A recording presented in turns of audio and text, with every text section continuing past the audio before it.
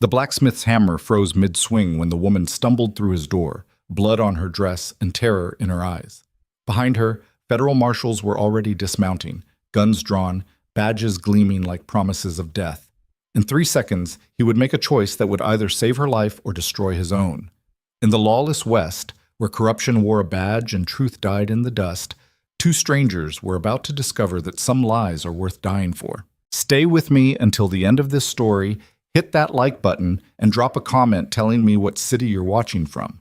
I want to see how far this tale can travel. The afternoon sun hammered Silver Creek without mercy, turning the main street into a ribbon of white dust that clung to everything it touched. Boone Mercer stood in the open doorway of his forge, watching the heat shimmer rise off the packed earth like ghosts trying to claw their way out of hell. His shirt stuck to his back, and the leather apron he wore had long since stopped doing anything useful except collecting soot and spark burns. He'd been working since dawn, shoeing horses for the Patterson Ranch, and his shoulders ached in that deep, satisfying way that came from honest labor. The kind of ache that reminded him he was still alive, still useful, still capable of building something instead of tearing it apart. Not like before. He pushed that thought down where it belonged, buried under 10 years of silence and distance. The hammer in his hand felt heavy suddenly, and he set it on the anvil with a dull clang that echoed through the empty space. The forge fire hissed and popped behind him, hungry for more coal, but he ignored it. His water bucket sat in the corner, and he moved toward it with the slow, deliberate movements of a man who'd learned not to rush anything. Silver Creek wasn't much of a town. 200 souls on a good day, most of them scratching out livings from hard soil or harder luck. The general store squatted across the street, its porch sagging under the weight of too many seasons. Next to it, the Silver Spur Saloon leaked piano music and the smell of cheap whiskey into the afternoon air. Further down, the sheriff's office sat dark and quiet. Sheriff Brennan was probably asleep in his chair again, dreaming about easier days. Boone had chosen this place precisely because it was small, forgettable, and far from anywhere that mattered. He'd been here 3 years now, and in all that time he'd kept his head down, his mouth shut, and his past exactly where it needed to stay, dead and buried. The sound of hoofbeats broke through his thoughts, not the lazy clip-clop of a ranch horse or the familiar rhythm of the mail wagon. These were hard, fast, and coming from the east road like something chasing the devil himself.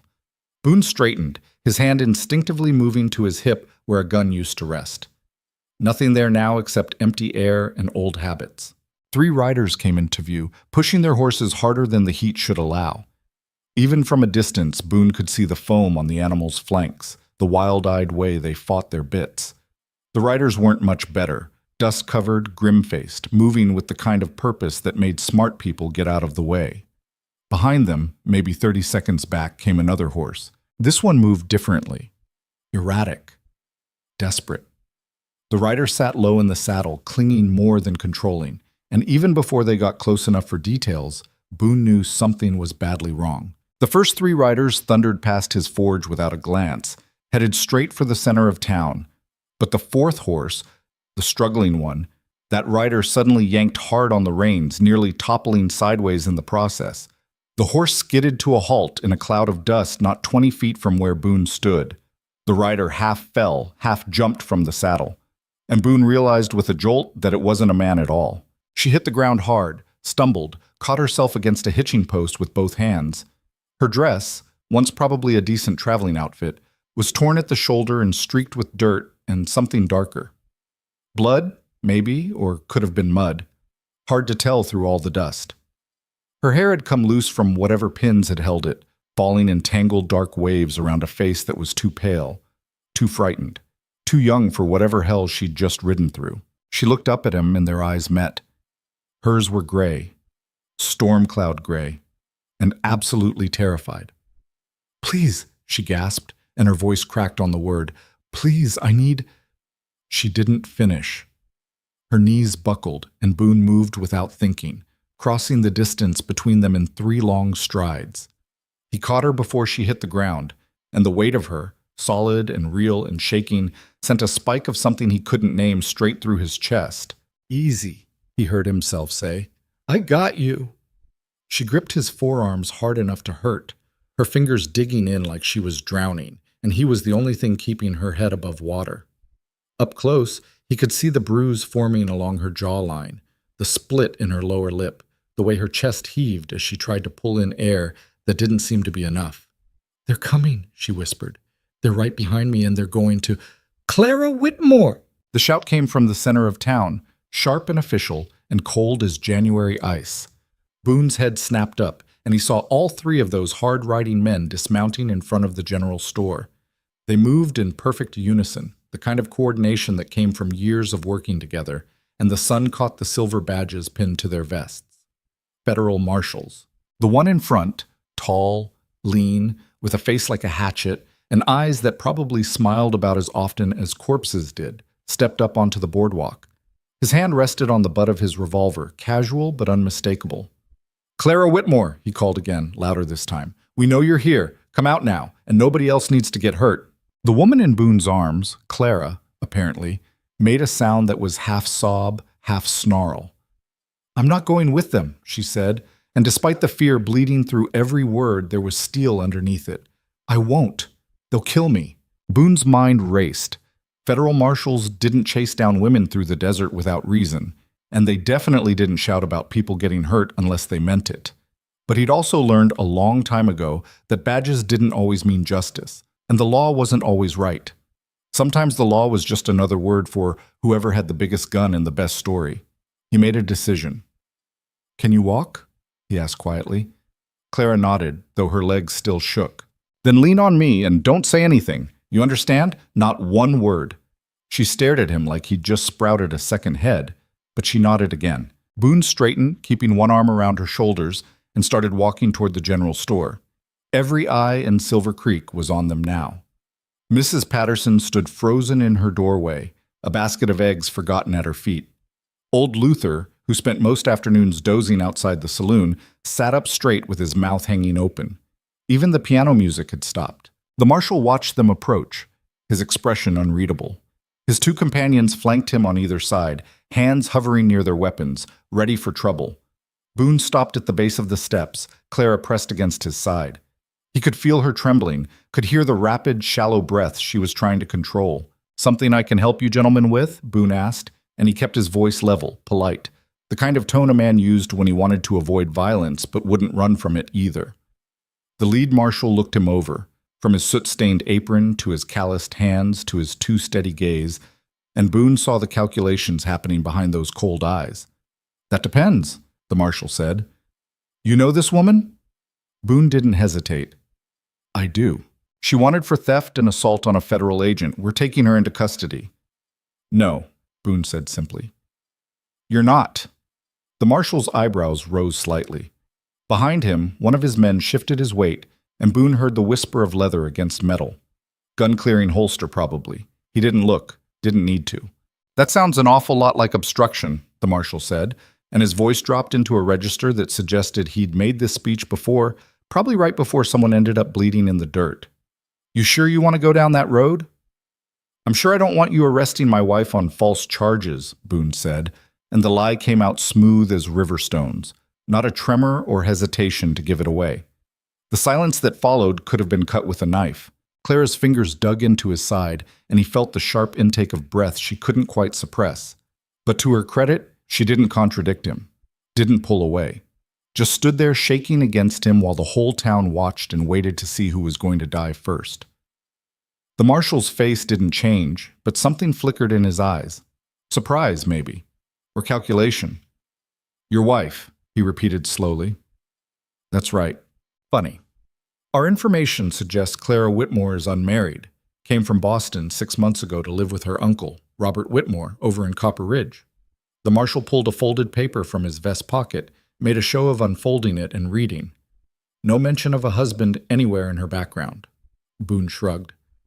"We married quiet. 3 weeks ago. Her uncle didn't approve, so we kept it between us and the preacher." "Which preacher?" "Traveling minister, name of Carson. Came through, performed the ceremony, moved on. That's how things work out here, Marshal. Not everything gets written down in your fancy reports." It was all bullshit, every word of it, but Boone had learned years ago that the best lies were the ones that sounded boring and ordinary. The kind of story that happened 100 times a year across 1,000 small towns, too common to be worth questioning. The marshal studied him for a long moment. Then he looked at Clara. That true, Miss Whitmore? You marry this man? Clara lifted her head, and when she spoke, her voice was steadier than Boone expected. Yes. When? 3 weeks ago, just like he said. Where? Here, in Silver Creek, in front of... She hesitated, and Boone felt her lean harder against him. In front of witnesses. The marshal's lips thinned. He glanced around the street at all the watching faces, and Boone could see him weighing options, making decisions. Interesting, the marshal finally said, because the warrant we have says Clara Whitmore stole $20,000 in property deeds from her uncle's office and assaulted a deputy when he tried to stop her. Now, if she's your wife, that makes you an accessory to both crimes. You ready to hang for that? I'm ready to protect my wife from false accusations, Boone said. And I'm guessing you don't have any evidence she did what you're claiming, or you'd be showing it instead of making threats.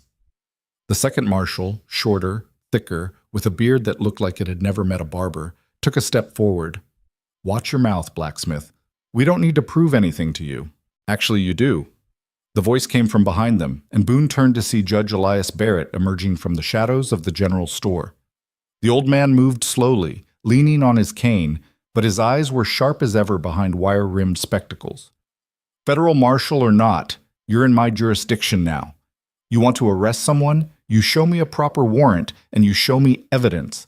Otherwise, you're just 3 men with guns making noise. The lead marshal's jaw tightened. Judge Barrett, didn't realize you were still practicing. I'm not dead yet, Marshal Trent, though I suspect that disappoints certain people. Barrett hobbled down the steps until he stood level with Boone and Clara. Now, let me see this warrant you're waving around. Marshal Trent, and now Boone had a name to go with the hatchet face, handed over the paper. Barrett took his time reading it, his lips moving slightly as he worked through the legal language. The street stayed quiet except for the wind and the distant sound of a dog barking. Finally, Barrett looked up. This warrant was issued 3 days ago in Copper Ridge. It names Clara Whitmore as a suspect in theft and assault. However, he tapped the paper with one gnarled finger. It's also conditional. Says right here that arrest is authorized upon positive identification and evidence of flight. You got positive identification, I'll grant you that. But evidence of flight? Woman comes to visit her husband in the next town over. That's not fleeing. That's domestic travel. She ran from deputies, Trent said flatly. Did she? Or did she ride away from men she didn't recognize in a place where women get robbed and worse on lonely roads? Barrett handed the warrant back. Seems to me you need more than assumptions before you start dragging people off to jail. Trent's hand flexed near his gun, and for a moment Boone thought the situation was about to turn bloody. But then the marshal took a slow breath and stepped back. We'll be staying in town, he said, and his eyes locked onto Boone's with the weight of a promise. Few days, maybe longer. I suggest you and your wife stay where we can find you, because I will be verifying your story, Mr. Mercer. Boone Mercer. Mr. Mercer. Trent smiled, and it was the kind of smile a snake might wear right before it struck. And when I find out you're lying, and I will find out, I'll be back for both of you. Obstruction, harboring a fugitive, probably a few other charges I'll think up along the way. That sound fair? Sounds like a man who's already decided what's true before he's bothered to look, Boone said. Trent's smile widened. You'd be amazed how often that saves time. He turned and walked back to his horse, his men falling in behind him. They mounted up, and instead of riding out of town, they headed toward the Silver Spur Saloon, the only place in Silver Creek with rooms to rent. Boone waited until they were out of earshot before he let out the breath he'd been holding. Thank you, Judge, he said quietly. Barrett waved him off. Don't thank me yet, son. I bought you time, not freedom.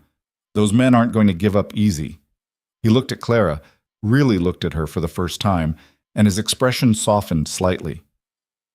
You hurt, girl? Clara shook her head, but Boone felt the lie in the way her body tensed. She needs rest, Boone said. And probably food. She's been riding hard. Then take her home, Barrett said. Keep her out of sight for a while. Let things settle. He paused, then added, And Boone, whatever story you just told, you better make sure everyone in town knows it. Because Trent will be asking questions, and if your tale falls apart, He'll bury you both." "Understood."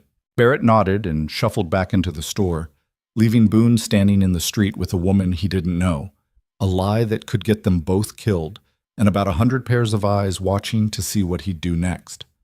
Clara looked up at him, and for the first time since she'd crashed into his life, there was something besides fear in her expression. Confusion, maybe, or disbelief. "Why?" she whispered. "Why would you do that?" Boone didn't have a good answer. Didn't have any answer, really, except for a gut feeling that she was telling the truth about being in danger, and that the men hunting her were the kind of men he'd spent 10 years trying to forget, the kind of men who wore badges and called it justice. "Come on," he said instead. "Let's get you somewhere safe before they change their minds." He led her back toward the forge, acutely aware of every watching face, every whispered conversation starting up in their wake. Mrs. Patterson had disappeared inside. Old Luther had his head bent close to another man, talking fast. Even the saloon had gone quiet, which was never a good sign. By nightfall, everyone in Silver Creek would know that Boone Mercer, the quiet blacksmith who never caused trouble and never talked about his past, had just claimed a fugitive as his wife and stared down 3 federal marshals without blinking. By tomorrow, the questions would start, and Boone had no idea how he was going to answer them. But Sag. His forge sat at the edge of town, built into the slope of a hill where the pines started to take over from scrub grass. It wasn't much.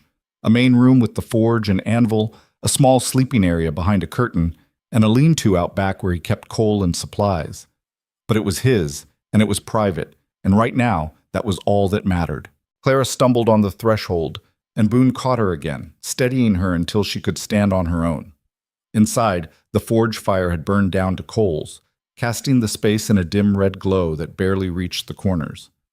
"Sit," he said, guiding her toward the one decent chair he owned. She collapsed into it like someone had cut her strings.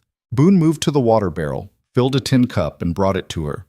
She drank like she'd been crossing a desert, which maybe she had, and when she finally lowered the cup, some color had returned to her face.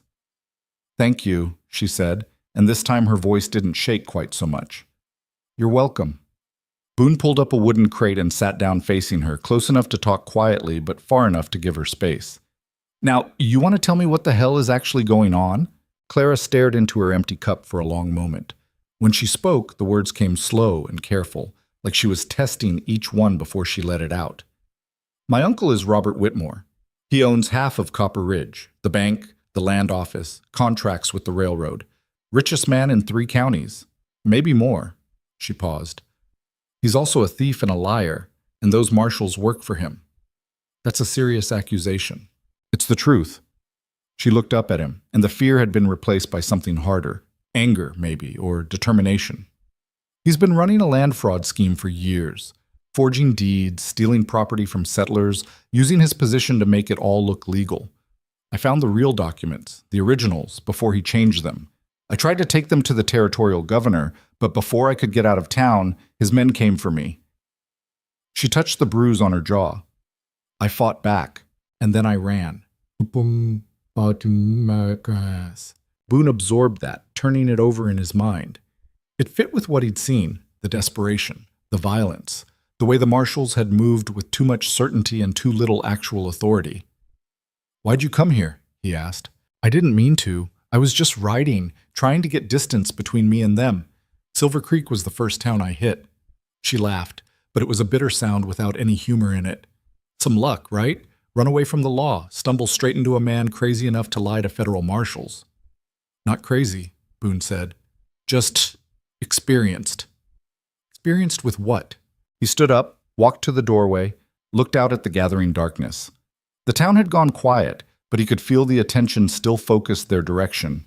People talking, wondering, making up stories to fill in the gaps. "I used to wear a badge," he said finally. "Deputy Marshal, out of Denver, long time ago." He heard her shift in the chair. "What happened?" "Same thing that happened to you, more or less. Found out the people I was working for weren't interested in justice.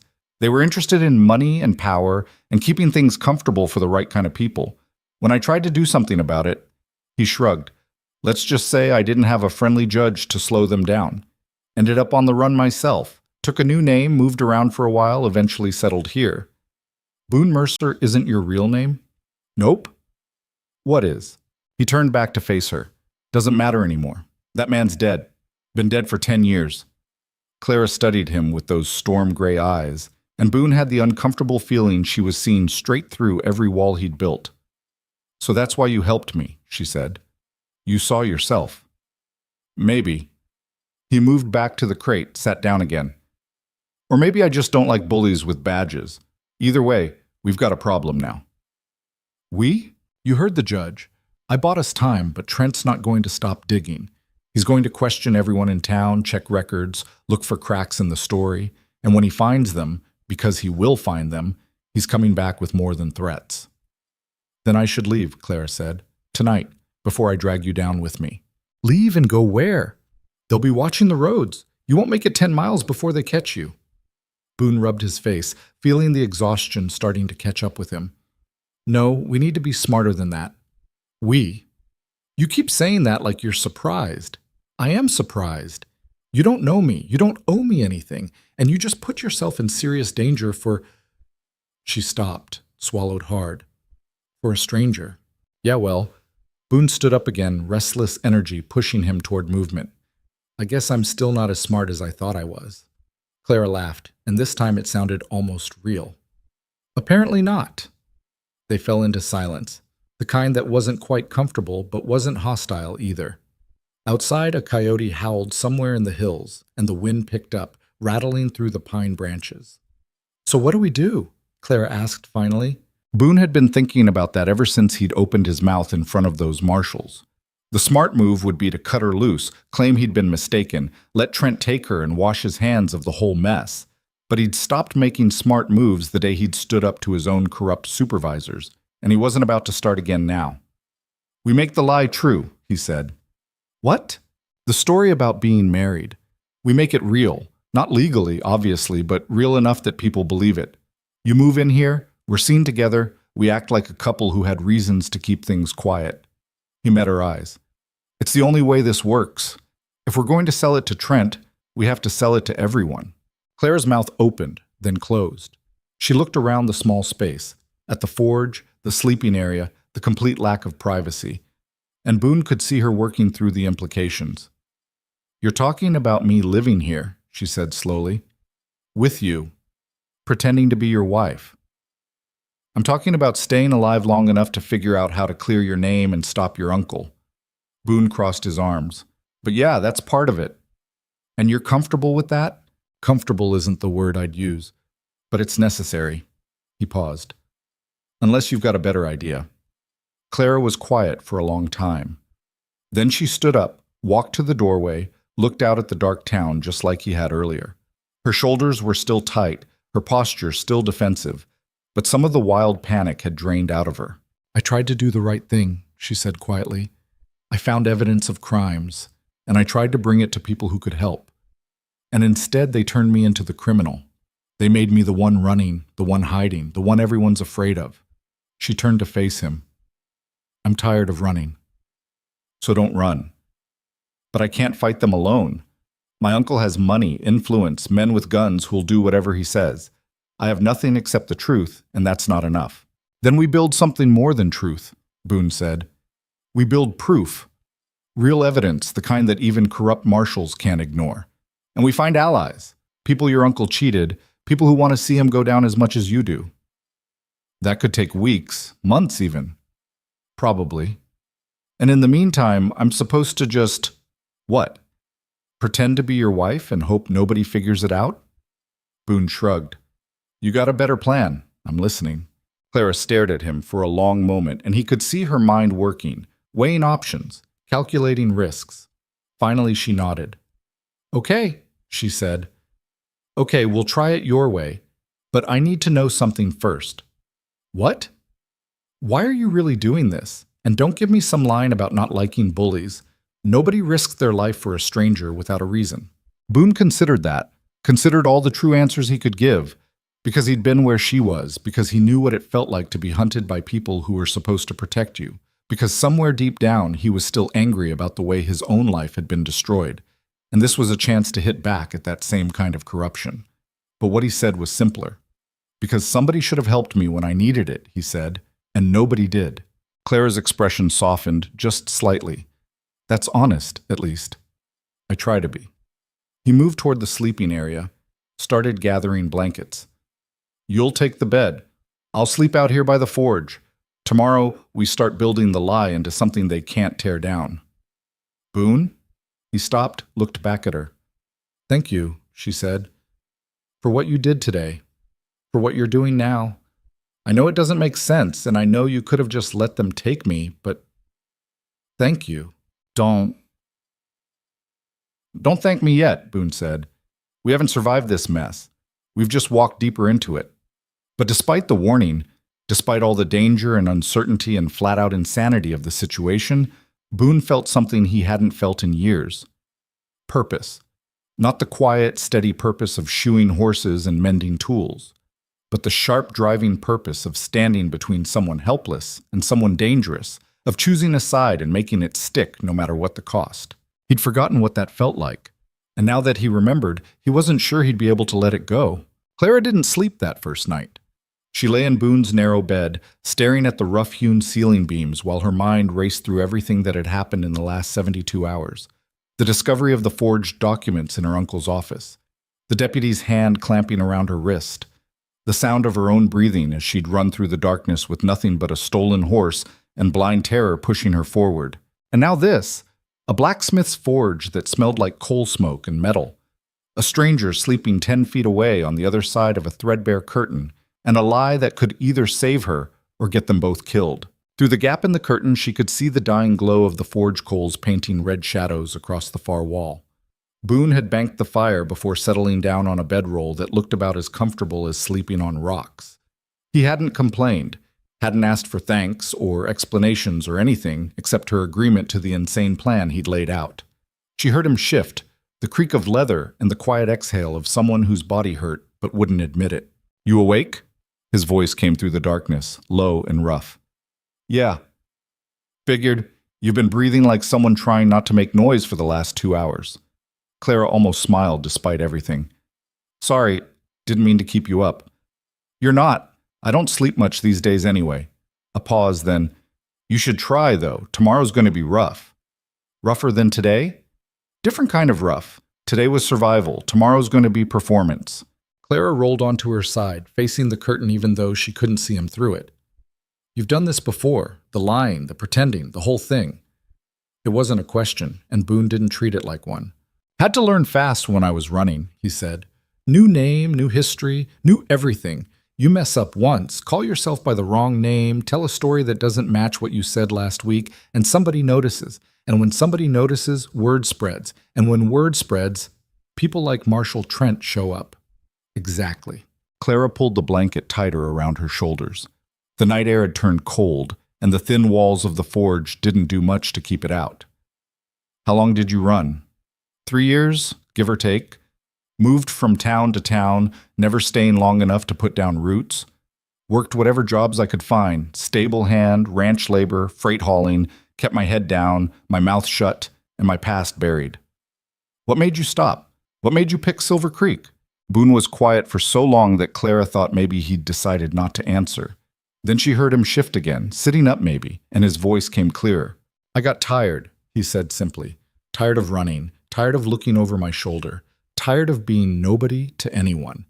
So I picked a place small enough that nobody important would notice me and big enough that I could actually build something. Took me 6 months to save enough for the forge equipment, another year to build up enough business that people trusted me with their horses and their tools. He laughed, but it was a dry sound. Guess I should have kept running. I'm sorry, Clara said, and meant it. If I'd known, if I'd had any other choice. Stop. You made the only choice you could, and I made mine. No point second-guessing it now. Still, you had a life here. A good one from what I can tell. And I just destroyed it in about 5 minutes. You didn't destroy anything. Those Marshals did. Your uncle did. You're just the person caught in the middle, same as I was. His tone shifted, became more businesslike. Now, we need to get our stories straight before morning, because people are going to ask questions, lots of questions, and we need to have the same answers. Clara sat up, pushing the blanket aside. Through the curtain gap, she could see Boone's silhouette against the dim red glow. Broad shoulders, tired posture, the shadow of a man carrying weight he hadn't asked for. "What do you need to know?" she asked. "Everything. Start with your uncle. How long have you been living with him?" "6 months. My parents died last year. Fever, both of them within a week of each other. Uncle Robert was my only living relative, so he invited me to come stay with him until I could get settled." The memory still hurt, sharp and immediate. I thought he was being kind. Turned out he just needed someone to manage his household staff and look proper at social functions. He married? Widowed? No children? Just him and that massive house and all that money he's stolen from people who actually needed it? Boone nodded, though she couldn't see it clearly through the curtain. "When did you figure out what he was doing?" "About 2 months ago. I was looking for some household accounts in his office. He'd asked me to review them, and I found the wrong drawer. Or the right drawer, depending on how you look at it." Clara wrapped her arms around her knees. Inside were 2 sets of property records for the same parcels. One set showed settlers who'd filed proper claims. The other set showed my uncle as the owner, with forged signatures and altered dates. "How many parcels?" "At least 50 that I saw, probably more. He's been doing this for years, taking land from people who couldn't fight back, using his position at the bank and the land office to make it all look legitimate." Her voice hardened. "And when someone did try to fight back, he'd send his men to convince them otherwise. Men like Marshal Trent. Trent and the others, yes. They're not real federal marshals. I mean, they might have been once, but now they're just my uncle's enforcers with fancy badges."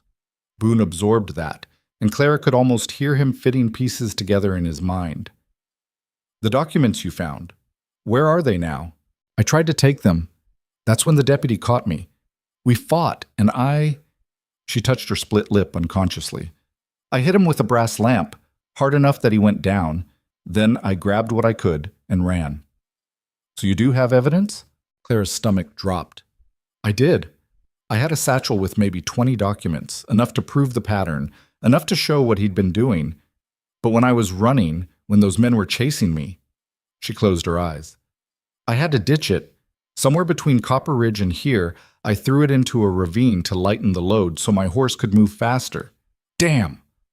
"I know. Without those documents, it's just my word against his, and he's a wealthy, respected businessman, while I'm a thief and an assailant according to the official story." Exactly. They sat in silence for a moment, the weight of their situation settling over them like a physical thing. Without evidence, Clara had nothing except the truth, and Boone was right. The truth wasn't enough. Not against Robert Whitmore's money and influence. Not against marshals who'd sold their badges to the highest bidder. "We'll need to get new evidence," Boone said finally. "Talk to the settlers your uncle cheated. Get them to testify about what happened. Build a case that's too big to ignore." "They won't talk. They're too scared.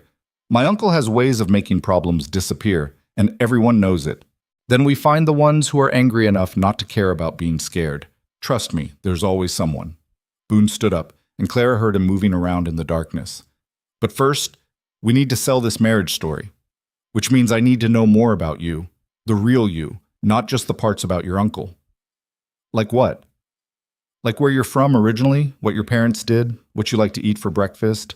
The small things that married people know about each other." Clara hadn't thought about that angle. Of course, people would expect them to know each other, to have the kind of casual familiarity that came from sharing a life. And right now, they were complete strangers who barely knew each other's names. "I'm from Boston," she said. "My father was a clerk at a shipping company. My mother took in sewing. We weren't wealthy, but we were comfortable." She paused, remembering Sunday dinners and her mother's laugh. "I like coffee in the morning, strong and black. I hate eggs unless they're scrambled with cheese. I read too much, according to everyone who's ever known me. And I have a terrible habit of biting my thumbnail when I'm nervous." "Music?" "Piano. My mother taught me. I'm not very good, but I enjoy it." "That's perfect, actually. Silver Creek doesn't have a piano anywhere except the saloon, so nobody can ask you to play." Boone's shadow moved to the doorway, and Clara heard the creak of the door opening. Cool night air rushed in. "My turn. I'm from Kansas originally, small farm outside Abilene. Parents died when I was 16. Storm took out the barn and half the house with them inside. No siblings, learned blacksmithing from an uncle who needed the help and didn't mind teaching. Moved around after that, eventually ended up in Denver as a deputy. And then? And then I found out the people I was working for were as crooked as the criminals we were supposed to be catching. I reported it up the chain. The chain reported me right back down to the people I'd accused. They offered me a choice, disappear or die. I chose disappearing. Clara heard the bitterness in his voice, the old anger that hadn't quite faded even after 10 years. What was your real name before Boone Mercer? He turned, and even in the darkness she felt the weight of his gaze. Does it matter? Maybe, if we're going to trust each other. Trust and names aren't the same thing, but if you really want to know... He paused, then said quietly, Daniel Cross. That's a good name. It belonged to a dead man. I'm Boone Mercer now, and that's who I'm going to stay. He stepped back inside, closing the door. You should try to sleep. We've got maybe 4 hours before sunrise, and once the sun comes up, the whole town is going to be watching us. Clara lay back down, but sleep felt impossible. Her mind kept circling back to everything they'd discussed, all the ways this could go wrong, all the risks they were taking. Boone? Yeah? What happens if we can't find enough evidence? What if we can't convince anyone to stand up against my uncle? The silence stretched long enough that Clara thought maybe he wasn't going to answer. Then his voice came through the darkness, steady and certain. Then we find another way. But we don't give up, and we don't let them win. You hear me? I hear you. Good. Now sleep. That's an order from your husband. Despite everything, Clara smiled. You're not very good at the husband thing yet. Give me time. I'm a fast learner. This time, when Clara closed her eyes, sleep came easier. The next morning arrived too fast and too bright. Clara woke to the sound of hammer on anvil, a rhythmic clanging that echoed through the small space and drove straight into her skull. She sat up, disoriented for a moment, before remembering where she was and why. Boone's Forge, Silver Creek, federal marshals who wanted her dead or in chains. She pushed aside the blanket and stood, every muscle in her body screaming protest. 2 days of hard riding had taken their toll, and the bruises from her fight with the deputy had ripened into vivid purple and yellow patches across her ribs and arms. Through the curtain, she could see Boone working at the anvil, stripped down to his undershirt despite the morning chill. Sweat already gleamed on his arms and neck, and the muscles in his shoulders bunched and released with each hammer strike. He moved with the kind of precision that came from thousands of hours of practice, shaping hot metal like it was clay. Clara watched for a moment, oddly mesmerized by the simple competence of it. Then she cleared her throat. Boone looked up, and the hammer paused mid-swing. You're awake. Hard to sleep through that noise. Sorry, got an order due today. Hinges for the Hendersons' new barn. Can't put it off. He set down the hammer and grabbed a rag to wipe his hands. There's bread and butter on the table. Coffee, too, if you want it. Clara found the food where he'd indicated. Simple fare, but more than she'd eaten in 2 days. She tore into it while Boone went back to work, and they existed in companionable silence for a while. The only sounds the clang of metal and the crackle of the forge fire. Finally, Boone set aside the piece he was working on and turned to face her fully. We need to go into town, he said. Clara's hand froze halfway to her mouth. What? Why? Because married couples don't hide. They go about their business, they're seen together, they act normal. He crossed his arms. And because if we don't show our faces, Trent's going to know something's wrong. He's probably already got people watching this place. The bread turned to ash in Clara's mouth. I can't. What if someone recognizes me? What if... Nobody in Silver Creek knows you except what they saw yesterday. And yesterday, they saw a frightened woman being protected by her husband. That's the story we're selling. Boone's voice was firm, but not unkind. I know it's scary, but we don't have a choice. Clara wanted to argue, wanted to tell him he was wrong, that this was too dangerous, that she couldn't possibly walk into that town and pretend everything was fine. But she looked at his face, tired, determined, carrying the weight of a decision he'd made knowing exactly what it would cost him, and she realized he was right.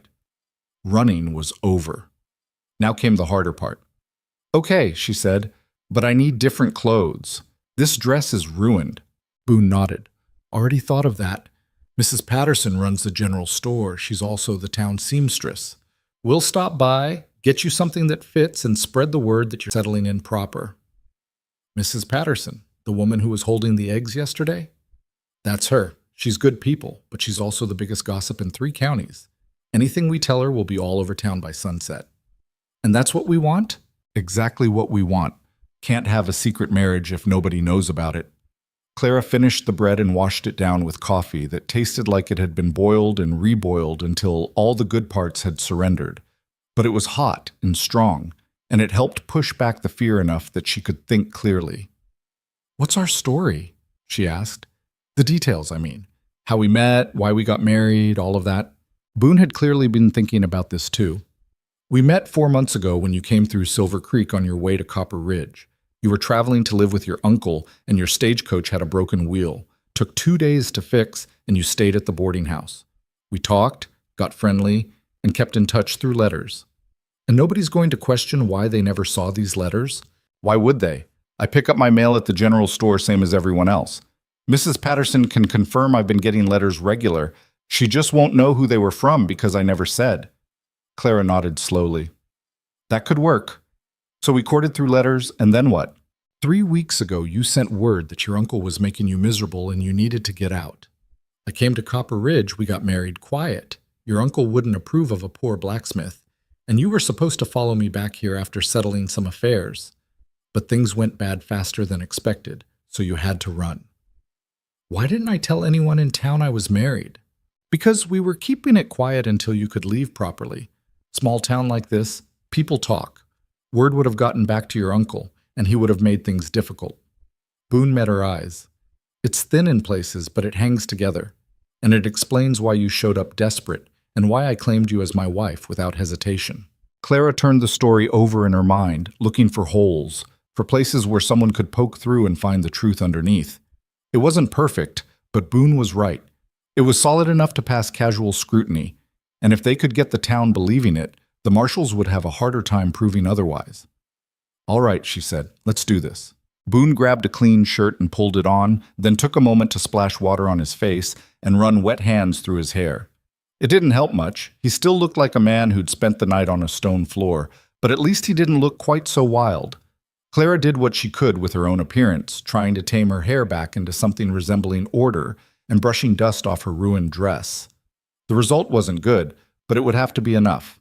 They stepped out into morning sunshine that felt too bright, too cheerful for the knot of dread sitting in Clara's stomach. The main street of Silver Creek stretched before them, already busy with morning activity. Wagons rattled past, women carried baskets to and from the general store, and a group of men stood outside the saloon smoking and talking in low voices.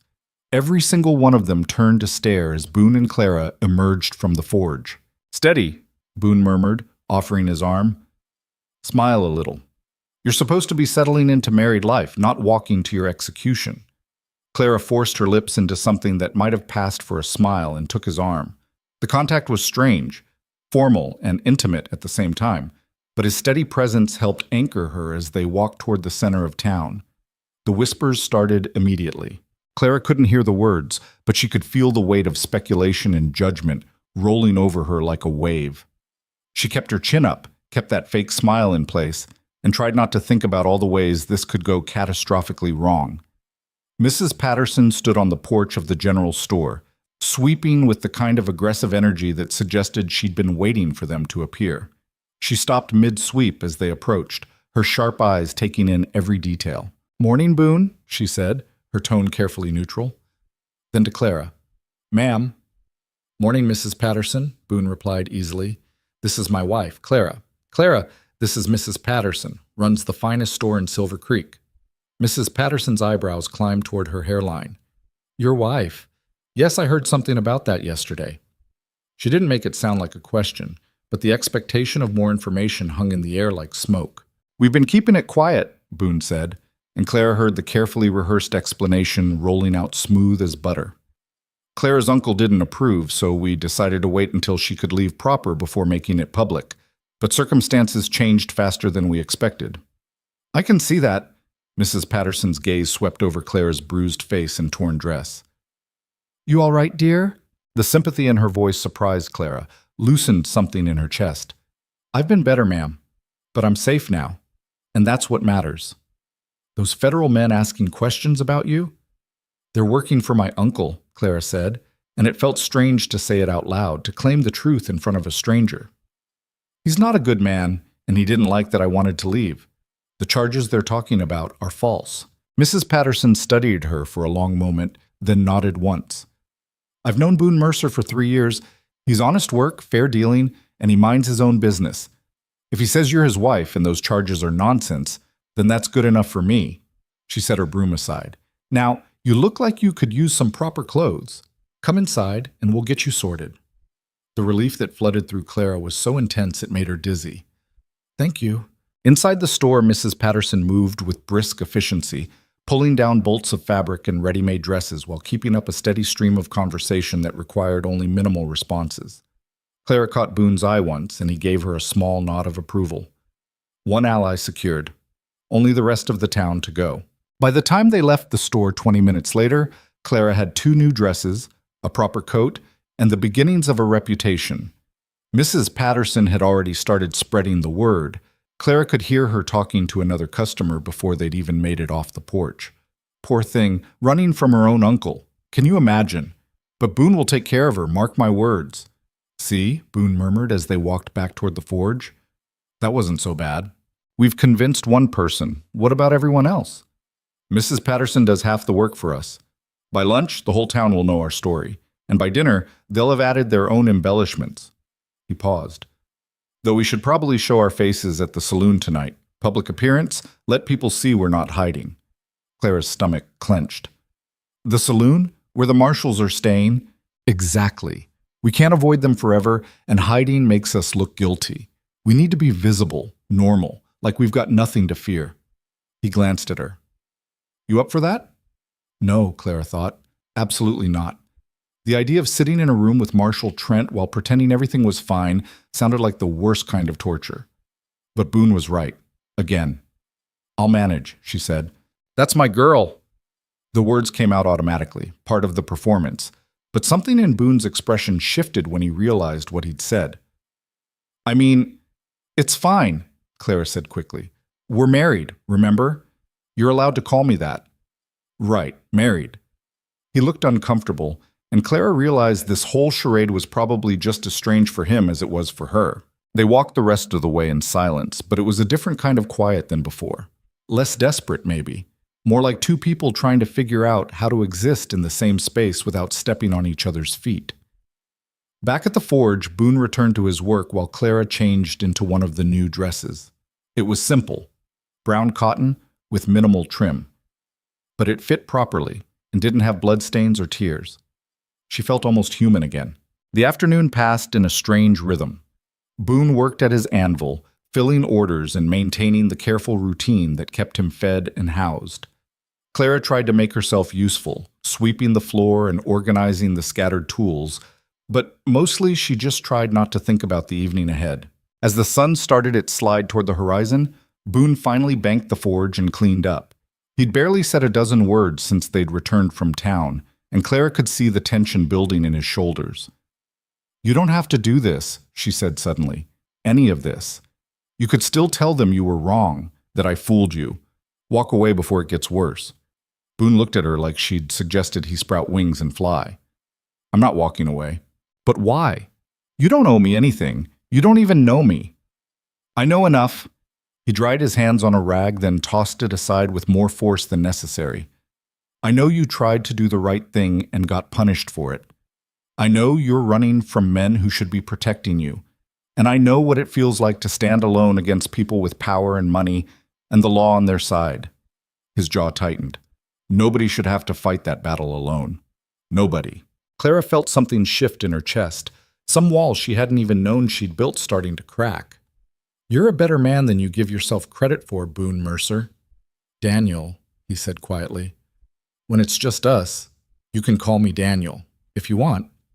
It was an offering, Clara realized, a piece of truth in the middle of all the lies. Something real and solid to hold on to. Okay, Daniel, she said, testing the name. It fit him better than Boone somehow. Softer, more honest. Thank you. He nodded, clearly uncomfortable with the gratitude, and grabbed his coat. Come on, let's go get this over with. The Silver Spur Saloon blazed with light and noise as they approached. Piano music spilled out into the street along with laughter and the smell of fried food and whiskey. Through the windows, Clara could see the place was packed. Seemed like half the town had decided to spend their evening drinking and gossiping. Her steps slowed as they reached the door. I can't do this, she whispered. Boone's hand found hers, squeezed once. Yes, you can. Just stay close to me. Don't answer questions unless you have to. And remember, we're married. We belong here as much as anyone else.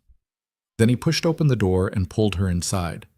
The noise hit first, conversations overlapping, glass clinking, someone butchering a song on the piano. Then the smell, smoke and sweat and alcohol thick enough to taste.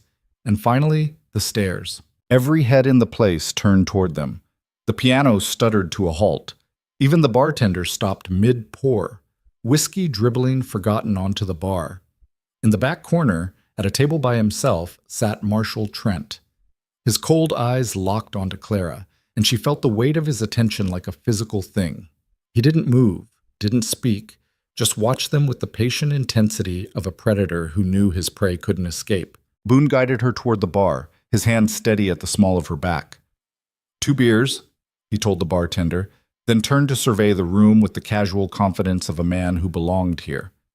Slowly, the noise resumed.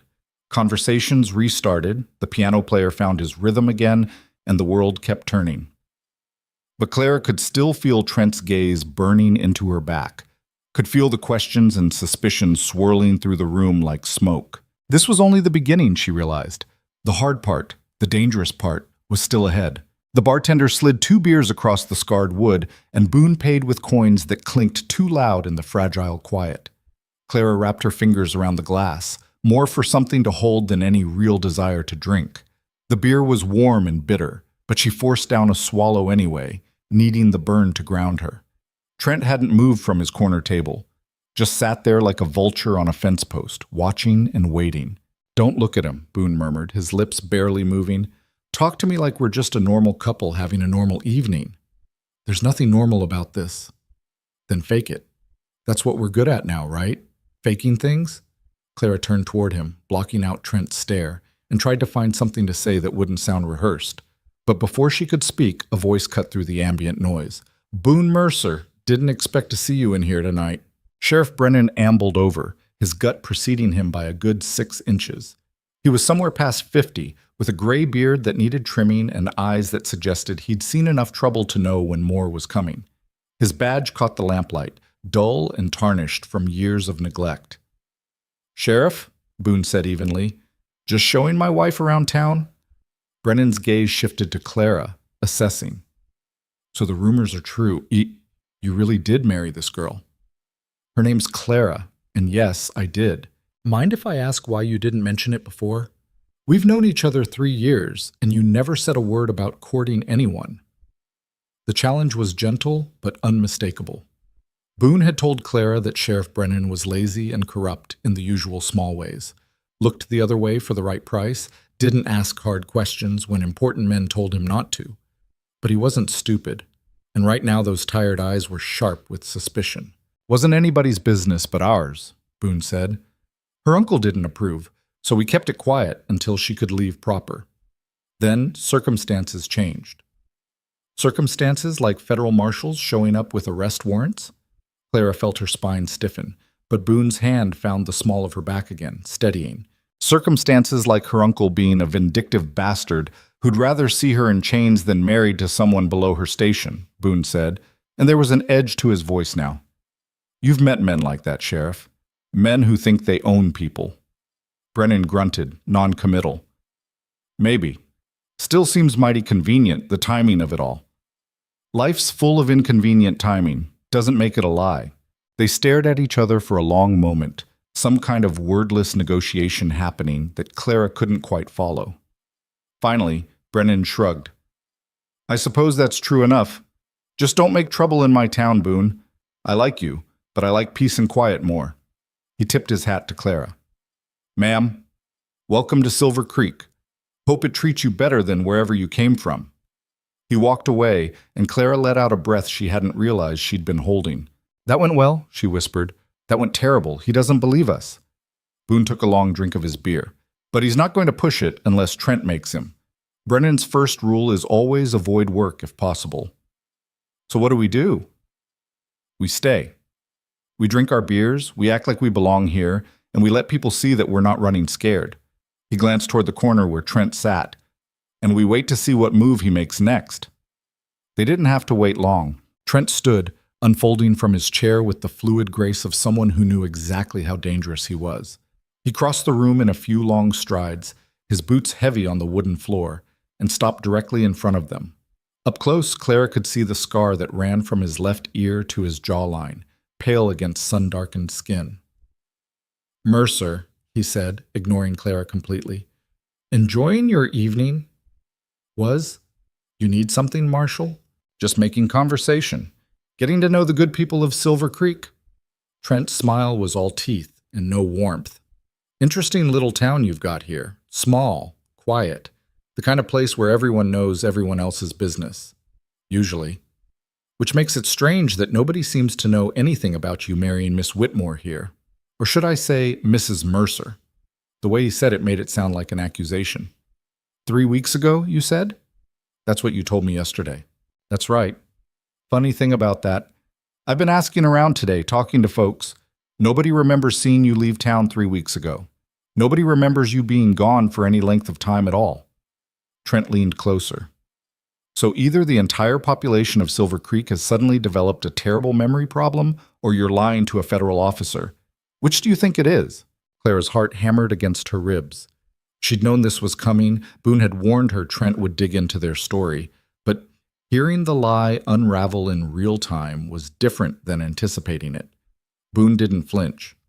"I went on a Sunday, left before dawn, came back Monday night. Most people were either sleeping or not paying attention. That's how I wanted it. Convenient. Practical. Like I said, we were keeping things quiet. So quiet that nobody saw you leave, nobody saw you come back, and there's no record of any marriage license being filed in Copper Ridge or anywhere else within 50 miles. Trent's voice dropped lower. "You're a terrible liar, Mercer. I've questioned enough men to know when I'm being fed horseshit." "Then maybe you should question your own assumptions instead of mine." The temperature in the room seemed to drop 10 degrees. Conversations around them faltered and died as people sensed violence brewing. Clara saw the bartender ease toward the shotgun he kept under the bar. "Careful," Trent said softly. "You're already dancing on the edge of obstruction charges. Don't add assaulting a federal officer to the list." "Haven't touched you, haven't even raised my voice." Boone set down his beer with deliberate care. "But I'm done answering your questions without Judge Barrett present. You want to interrogate me, do it proper through the courts. Otherwise, leave me and my wife alone." Trent's hand drifted toward his revolver, and Clara felt the world narrow to a pinpoint. This was it. This was where everything exploded into gunfire and blood, and Marshal Trent. Judge Barrett's reedy voice cut through the tension like a knife. The old man stood in the saloon doorway, leaning on his cane, his expression thunderous. "I believe Mr. Mercer is well within his rights to refuse further questioning. Unless you're planning to make an arrest, with proper evidence and due process, I suggest you back off." Trent's jaw clenched so hard Clara heard his teeth grind. But after a moment, he stepped back, his hand falling away from his weapon. "This isn't over," he said to Boone. "Not by a long shot." "Never thought it was." Trent turned on his heel and stalked out of the saloon, his two companions peeling off from the bar to follow. The door slammed behind them hard enough to rattle the windows. The silence that followed was absolute. Then Judge Barrett shuffled over, lowered himself onto a stool with a grunt of effort, and signaled the bartender. "Whiskey. The good stuff, not the swill you serve to drifters." "Judge," Boone said quietly. "Thank you." "Don't thank me yet. That man's not going to stop digging, and when he finds what he's looking for, and he will find it, because I doubt your story could hold up to a stiff breeze, he's going to come back with more than threats." Barrett accepted his whiskey and downed half of it in one swallow. "So here's what you're going to tell me, and you're going to tell me true, because I'm the only thing standing between you two and a federal noose. What the hell is really going on?" Clara looked at Boone. Boone looked at Clara. Some wordless question passed between them, and she saw him arrive at the same conclusion she had. They needed help, real help, and Barrett was offering it. Not here, Boone said. Too many ears. Barrett nodded. My office.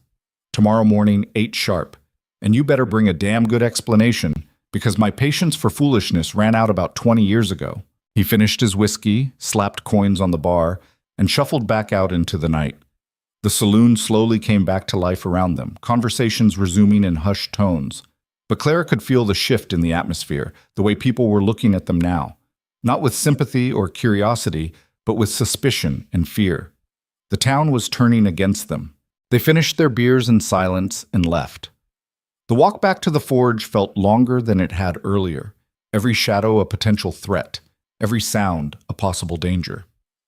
When they finally made it inside and Boone barred the door, Clara's legs nearly gave out. That was close, she said, her voice shaking. Too close. Boone moved to the window, peering out through the gap in the shutters. And it's going to get closer. Trent knows we're lying, he just can't prove it yet, but he will. Men like him don't stop. So what do we tell Judge Barrett tomorrow? The truth. All of it. Boone turned to face her. He's our best shot at getting out of this alive. If we can convince him to help us, maybe we can actually build a case against your uncle instead of just running and hiding. Clara sank into the chair, exhaustion crashing over her like a wave. What if he doesn't believe us? What if he thinks I'm just a criminal trying to manipulate a good man? Then we're in the same position we're in now, except with one less ally. Boone grabbed his bedroll and started spreading it out near the forge. But I don't think he'll turn us away. Barrett's got a nose for corruption, and he's never been afraid to call it out. Why do you think he's still just a territorial judge instead of sitting on a federal bench somewhere? He made too many enemies by being honest. That should have been comforting, but Clara couldn't shake the feeling that they were running out of time and options in equal measure. She changed into her nightclothes behind the curtain and crawled into bed, but sleep was impossible. Outside, she heard footsteps, slow, deliberate, circling the forge. Boone, she whispered. Someone's out there. I know. Been listening to them for the last 10 minutes. His voice was calm, but she heard the tension underneath. Probably Trent's men, watching to see if we run. Are we going to? No. Running now would prove everything he suspects. The footsteps faded into the distance and Boone let out a slow breath. Besides, I'm tired of running. Did enough of that for one lifetime. Clara wanted to say something reassuring, something that would make this whole situation feel less impossible. But there were no words that fit, so she settled for, thank you for not giving up on this. On me. Go to sleep, Clara. Tomorrow's going to be harder than today. She closed her eyes and tried to obey, but rest came in fits and starts, broken by sounds real and imagined. Somewhere in the small hours of the morning, she finally drifted off into uneasy dreams about badges and blood and a town full of watching eyes. Morning came gray and cold, with clouds hanging low over the valley like a threat. Boone was already up and working when Clara emerged from behind the curtain, his hammer ringing against metal in the familiar rhythm that seemed to anchor him. Sleep at all? He asked without looking up. Some? You? Enough. They ate a quick breakfast of cold bread and coffee, neither one speaking much. The weight of the coming conversation with Judge Barrett sat between them like a third person at the table. At 7:45, they walked into town together. The streets were quieter than usual, and the few people they passed didn't meet their eyes. Mrs. Patterson stood on her porch but didn't wave. Old Luther actually turned and walked the other way when he saw them coming. They're scared, Clara said quietly. Can't blame them. Federal marshals make people nervous, and we're the reason the marshals are here. Boone's expression was grim. Fear's a powerful thing. Makes folks do things they wouldn't normally do. Makes them turn on people they used to trust. Judge Barrett's office sat above the Land Records building, a cramped space that smelled like old paper and older tobacco smoke. The judge himself sat behind a desk piled high with documents, his spectacles perched on the end of his nose as he read something that made him frown. He looked up when they entered. Close the door, sit down, and start talking. They did. Clara let Boone take the lead at first, explaining his real past as Daniel Cross, the corruption he'd uncovered in Denver, the years of running and hiding. Then she picked up the thread, telling Barrett about her uncle's land fraud scheme, the forged documents, the deputy she'd fought, the desperate flight that had brought her to Silver Creek. Barrett listened without interrupting, his face unreadable. When they finished, he sat back in his chair and steepled his fingers under his chin. "That's quite a story," he said finally. "It's the truth," Clara said. "Maybe, maybe not. But even if I believe you, and I'm not saying I do, you've got a problem. You have no evidence, no documents, no witnesses willing to testify, nothing but your word against a wealthy, influential businessman and 3 federal marshals." He shook his head. "That's not a case. That's a suicide note." "Then help us build a case," Boone said. "You know this territory better than anyone. You know which settlers Whitmore's cheated, which claims are suspicious, where the bodies are buried, figuratively and maybe literally. Help us find the proof we need."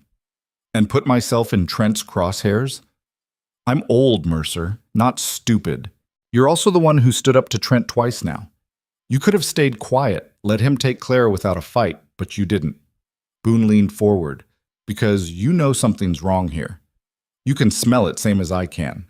Barrett was quiet for a long moment, his gnarled fingers drumming against the desktop. Finally, he sighed. "There's a family about 15 miles south of here. Name of Morrison. They filed a homestead claim 2 years ago, proper and legal, but 6 months later the land office said the claim was invalid. Turned out someone else, Robert Whitmore, had a prior deed. They lost everything." He paused. "The husband came to me, wanted to fight it in court. But before we could file anything, he had an accident. Fell off his horse, broke his neck. Widow took their kids and left the territory." Clara felt sick. "My uncle killed him. Can't prove that, but the timing was mighty suspicious." Barrett pulled a ledger from one of his desk drawers, flipped through pages. "There have been others.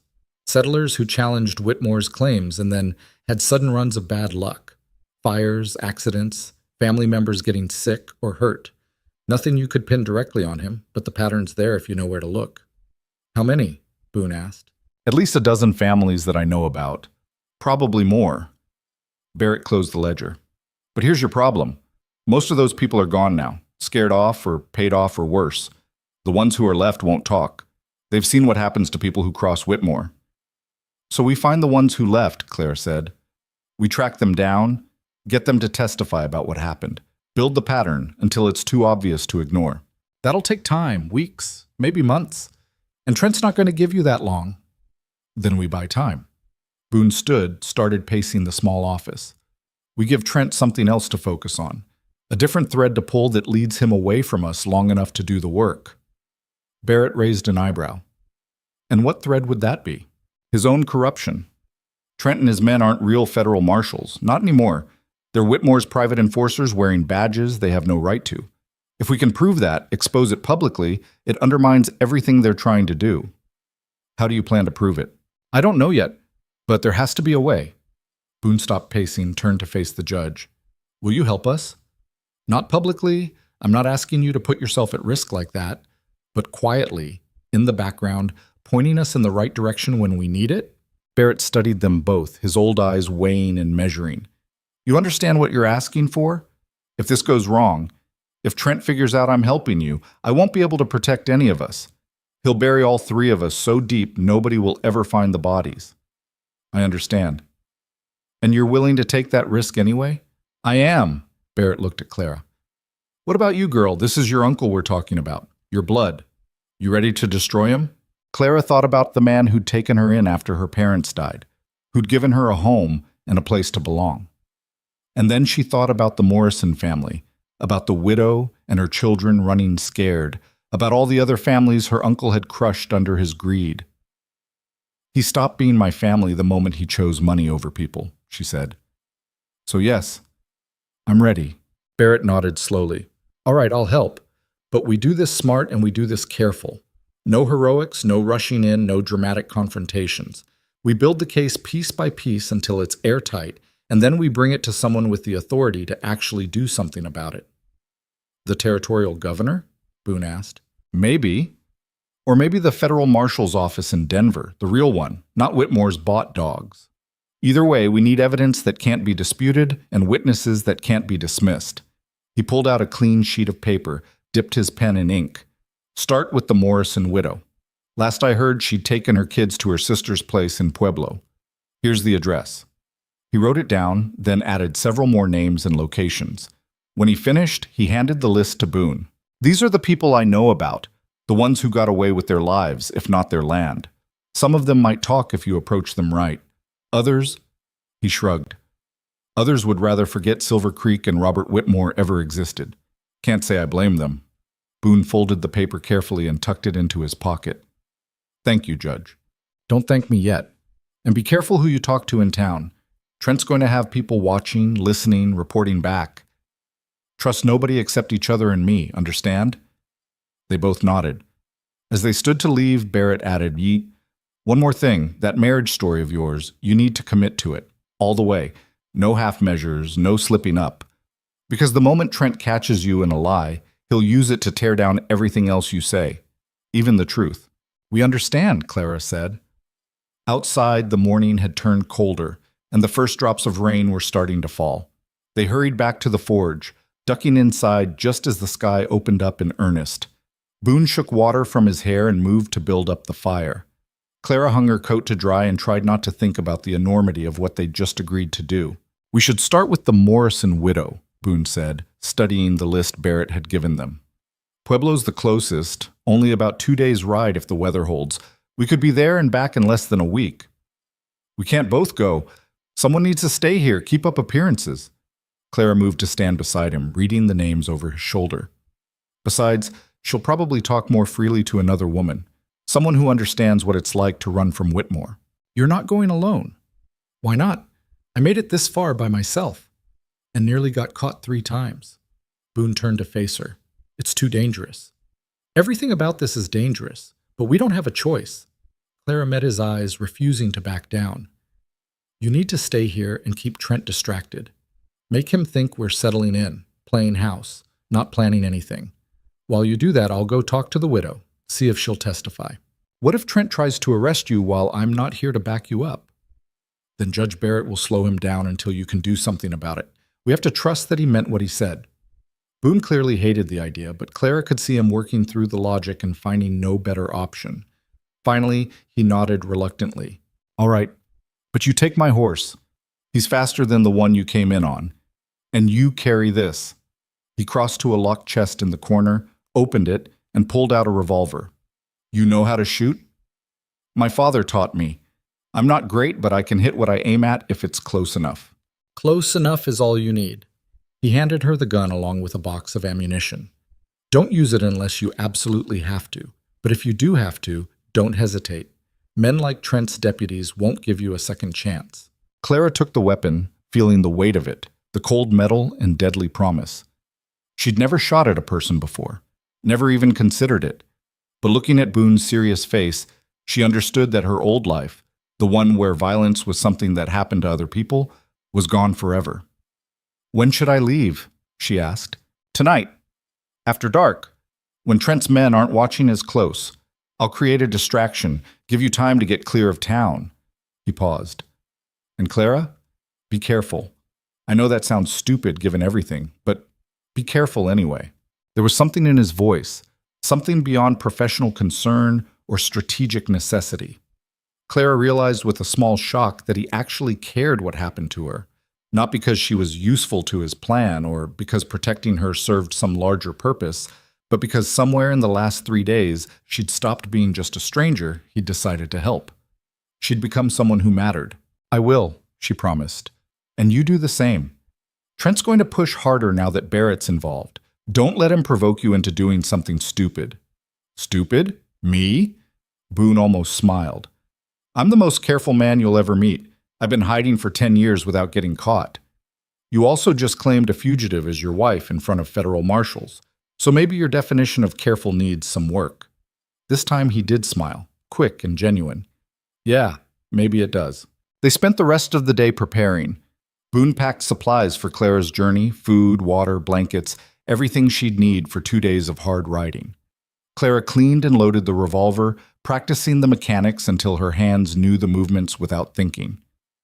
As evening approached, rain still hammering against the roof, Boone went over the route one more time.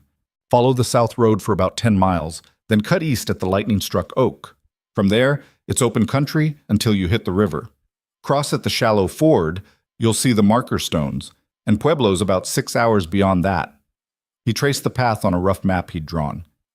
Don't stop except to rest the horse, don't talk to anyone you don't have to, and if you see riders following you, don't try to outrun them. Find cover and hide until they pass. Got it? And if something goes wrong, if you can't get back or you run into trouble, send word to Judge Barrett. He'll know what to do. Clara nodded, trying to absorb all the information while fighting down the fear that kept trying to claw its way up her throat. She'd done brave things before, standing up to her uncle, running from his men, trusting a stranger with her life. But somehow, riding out alone into the darkness felt like the bravest and most foolish thing yet. They waited until full dark, until the saloon had gone quiet and the streets were empty except for rain and shadows. Then Boone saddled his horse, a sturdy bay gelding with intelligent eyes, and led it to the back door of the forge. "Ready?" he asked. "No, but I'm going anyway." He helped her mount, adjusting the stirrups and checking the saddle girth one last time. His hands were gentle but efficient, and when he looked up at her, his expression was serious. "Come back safe," he said. "That's not a request. It's an order." "Yes, sir, Mr. Mercer." Clara tried for a light tone and almost managed it. "I'll see you in a few days." "Clara?" He caught her hand, held it for just a moment. "I mean it. Come back." The rain had soaked through his shirt, plastering it to his shoulders, and water dripped from his hair into his eyes. He looked younger in the darkness, more vulnerable, and Clara felt something shift in her chest again. "I will," she said softly. "I promise." Then she touched her heels to the horse's flanks and rode out into the storm, leaving Boone standing alone in the rain and the darkness, watching until she disappeared completely. The ride to Pueblo was every bit as miserable as Clara had expected, and worse than she'd feared. The rain continued through the night, turning the roads to mud and the open country into a treacherous maze of hidden gullies and slick rocks. She pushed the horse as hard as she dared, but caution kept their pace frustratingly slow. By dawn, she'd only covered about 15 miles, and exhaustion was starting to make her sloppy. She found a small cave, barely more than an overhang, really, and took shelter to rest both herself and the horse. She slept in fits, jerking awake at every sound, her hand on the revolver Boone had given her. When she woke fully, the sun was high, and the rain had finally stopped. She ate cold beans from a tin, gave the horse water and grain, and set out again. The second day passed in a blur of aching muscles and mounting anxiety. Every time she saw riders in the distance, her heart jumped into her throat. But they were always just ranchers or travelers, people going about their ordinary lives while hers spiraled further into chaos. She reached Pueblo just as the sun was setting on the second day, her body screaming for rest and her mind numb from too much worry and too little sleep. The address Judge Barrett had given her led to a small house on the edge of town, modest but well kept. Clara dismounted, tied the horse to the fence, and approached the door. Her knock sounded too loud in the quiet evening. A woman answered, young, maybe 30, with tired eyes and flour on her hands. Two small children peeked out from behind her skirts, watching Clara with wide-eyed curiosity. "Can I help you?" the woman asked, wary. "Mrs. Morrison? Sarah Morrison?" The woman's face went pale. "Who's asking?" "My name is Clara Whitmore. I need to talk to you about my uncle, Robert Whitmore, and what he did to your family." For a long moment, Sarah Morrison just stared at her. Then she looked past Clara to the empty street, checking for watchers, and stepped aside. "Come in," she said quietly, "and pray to heaven nobody saw you come here." Inside, the Morrison house smelled like bread and desperation. Sarah closed the door quickly and turned the lock, then ushered Clara into a small sitting room where a fire burned low in the hearth. The two children, a boy about 6 and a girl maybe 4, watched from the doorway with the kind of stillness that came from learning too young to be quiet when adults were scared. "Emma, take your brother upstairs," Sarah said, her voice tight. "Now please." The girl nodded and took the boy's hand, leading him away without argument. Clara heard their footsteps creaking on the stairs overhead, then the soft click of a door closing. Sarah turned to face her, arms crossed over her chest like armor. "You said your name is Whitmore, as in Robert Whitmore's niece?" "Yes." "Then you've got about 30 seconds to explain why I shouldn't throw you out before someone sees you here and connects us." Sarah's jaw was set hard, but Clara could see the fear underneath. Your uncle destroyed my family, killed my husband as sure as if he'd pulled the trigger himself, so talk fast. Clara didn't waste time on pleasantries or apologies. She laid it out plain, the forged documents, the land fraud scheme, her own flight from Copper Ridge, federal anything, and then she told Sarah what she needed. I'm trying to build a case against him. Real evidence, real testimony, enough that someone with actual authority will have to act. But I need witnesses, people who'll stand up and say what he did to them. Sarah laughed, but it was a bitter, broken sound. You want me to testify against Robert Whitmore? Do you have any idea what that would mean? I know it's dangerous. Dangerous? My husband challenged one of your uncle's land claims in court. 3 days later, his horse threw him in a ravine. The horse he'd ridden for 8 years without a single problem suddenly went wild for no reason anyone could explain. Sarah's voice shook. Except someone found burrs under the saddle blanket. The kind that dig in when a horse moves, drive them crazy with pain. Clara felt sick. I'm sorry, I didn't know.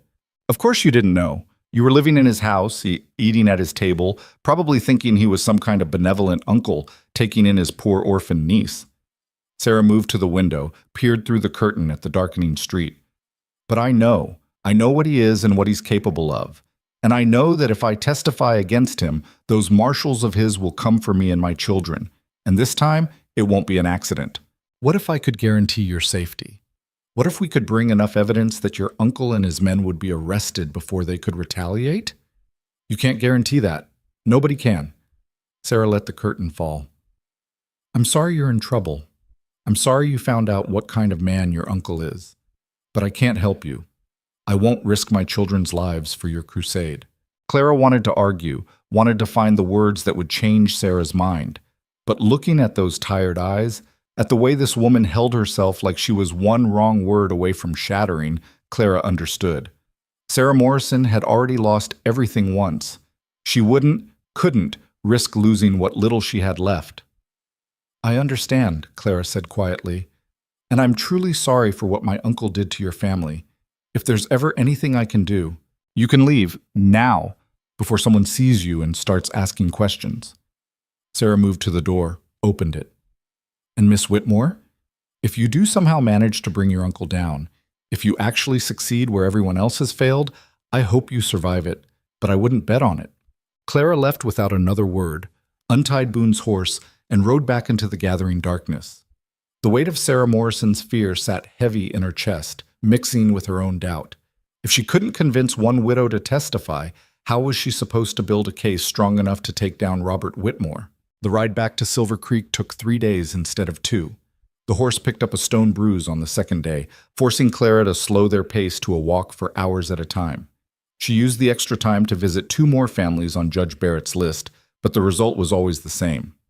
Fear, refusal, doors closing in her face. By the time she saw the familiar outline of Silver Creek's buildings rising against the sunset, exhaustion had settled into her bones like a permanent resident. She rode straight to the forge, too tired to care if anyone saw her, too defeated to maintain the careful pretense of normalcy. Boone must have heard the horse because he was already at the door when she dismounted. He took one look at her face and asked no questions, just helped her inside and took the horse to tend to it while she collapsed into the chair by the forge. When he came back 10 minutes later, he handed her a cup of coffee and sat down across from her. Bad? He asked. Worse than bad. Nobody will talk. They're all too scared. Clara wrapped her hands around the cup, seeking warmth. Sarah Morrison wouldn't even consider it, said she'd already lost her husband and wouldn't risk her children. The others were the same. Fears got them locked down tight. Boone nodded slowly, like he'd expected as much. Can't blame them. Whitmore spent years making sure people know what happens when you cross him. So what do we do? If we can't get witnesses, if we can't build a case... Clara's voice trailed off.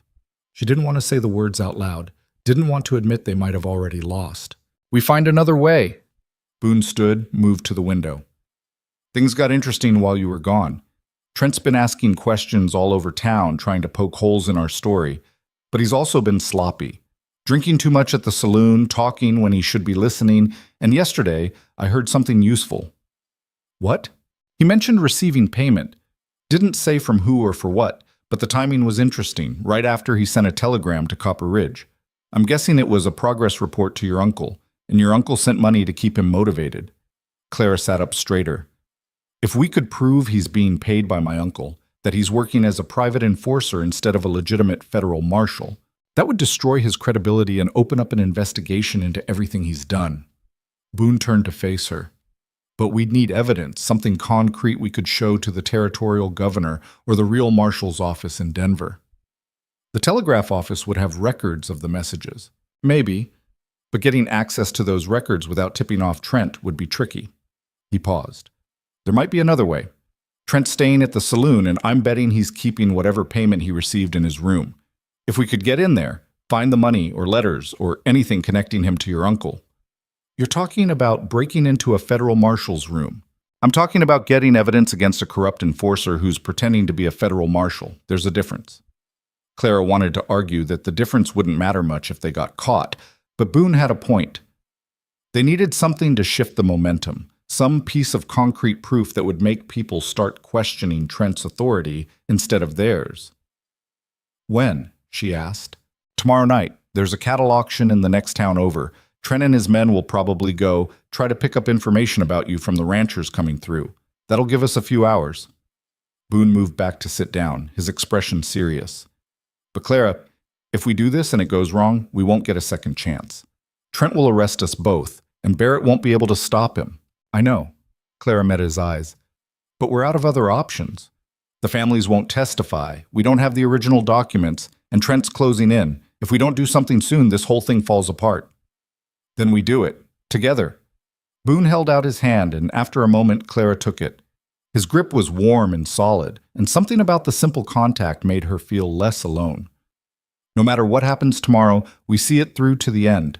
Agreed? Agreed. They spent the rest of that evening planning.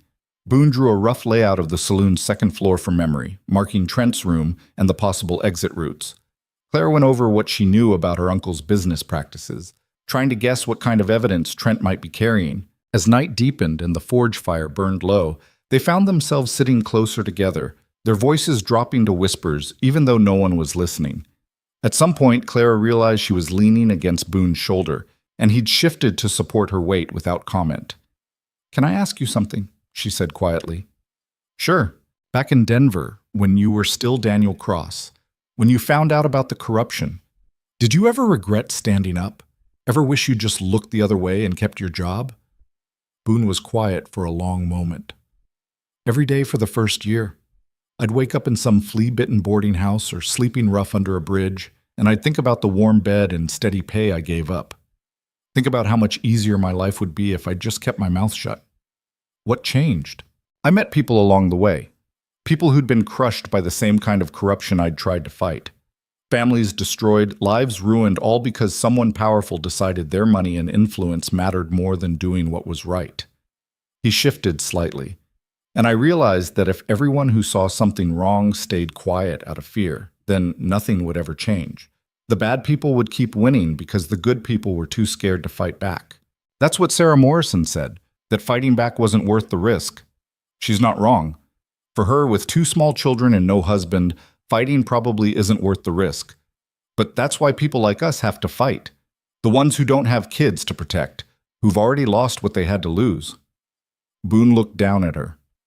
You could have stayed quiet too, could have lived comfortable in your uncle's house, ignored what you saw. But you didn't. Didn't feel like a choice, just felt like the only thing I could do and still be able to look at myself in the mirror. That's how you know you're doing the right thing, when it doesn't feel like a choice at all. Clara thought about that, about the path that had led her from her uncle's house to this moment, sitting in a blacksmith's forge with a man she barely knew, planning to break into a federal marshal's room on the hope of finding evidence that might not exist. It was insane. It was dangerous. It was probably going to get them both killed. But Boone was right. It didn't feel like a choice. It felt like the only thing she could possibly do. The next day crawled by with agonizing slowness. Boone worked at his anvil, keeping up appearances, while Clara tried to make herself useful around the forge. But every time she heard hoofbeats or voices outside, her heart jumped. Around mid-afternoon, they heard a commotion from town. Boone went to investigate and came back with news. Cattle auctions definitely happening. Most of the ranchers are heading out within the hour, and I saw Trent and his men saddling up. He checked the position of the sun. They'll probably be gone until late tonight, maybe even until morning if the auction runs long and the whiskey flows free. So we go tonight. We go tonight. They waited until full dark, until the saloon had settled into its nightly rhythm of drinking and gambling. Then they slipped out the back of the forge and made their way through the shadows to the saloon's rear entrance. The door was locked, but Boone had anticipated that.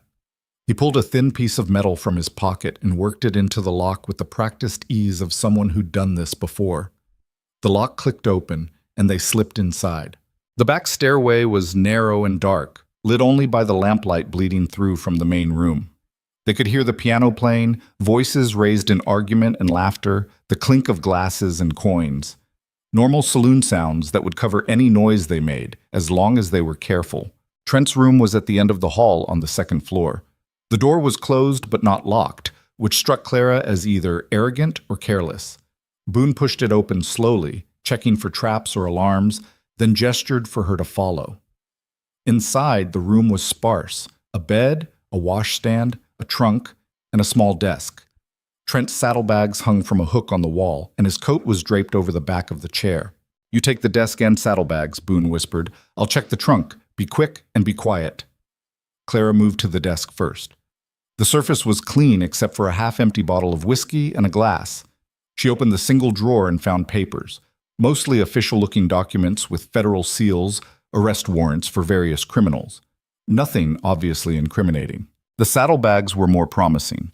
Inside, she found personal effects, ammunition, a spare shirt, and at the bottom, a leather wallet thick with cash. She pulled it out and flipped through it quickly. More money than any honest marshal should be carrying, but that alone wasn't proof of corruption. Then she saw the telegram tucked inside. Her hands shook as she unfolded it. The message was short and unsigned, but the meaning was clear. Progress unsatisfactory. Resolve situation immediately. Additional compensation upon completion. It had been sent from Copper Ridge 3 days ago. "Boone," she whispered urgently, "look at this." But Boone wasn't listening. He'd opened the trunk and was staring at something inside, his face gone pale. "What is it?" Clara moved to his side and looked down. Inside the trunk, carefully wrapped in oilcloth, were documents, property deeds, land claims, financial records, and Clara recognized them immediately. They were the originals she'd seen in her uncle's office, the ones that proved the fraud scheme, but they shouldn't be here. They should still be in Copper Ridge, locked in her uncle's desk where understanding hit her like a fist to the gut. "They're working together," she breathed. "Not just Trent working for my uncle, but actually partners in the whole scheme. Trent's been helping him forge claims, probably using his federal authority to make it all look legitimate." "And if that's true," Boone said slowly, "then this goes deeper than we thought. Trent's not just a corrupt marshal taking bribes. He's an active participant in the fraud." Footsteps in the hallway froze them both. Heavy boots, multiple people, moving fast. Clara's heart stopped as she recognized the cadence, Trent's walk, unmistakable even through a closed door. "They came back early," Boone hissed. He grabbed the oilcloth bundle and the telegram. "Window, now!" But the footsteps were already at the door. The handle turned and light spilled in from the hallway as Trent stepped inside. He saw them immediately. His hand went to his gun, but Boone was faster. He threw the trunk lid closed and put himself between Clara and the marshal.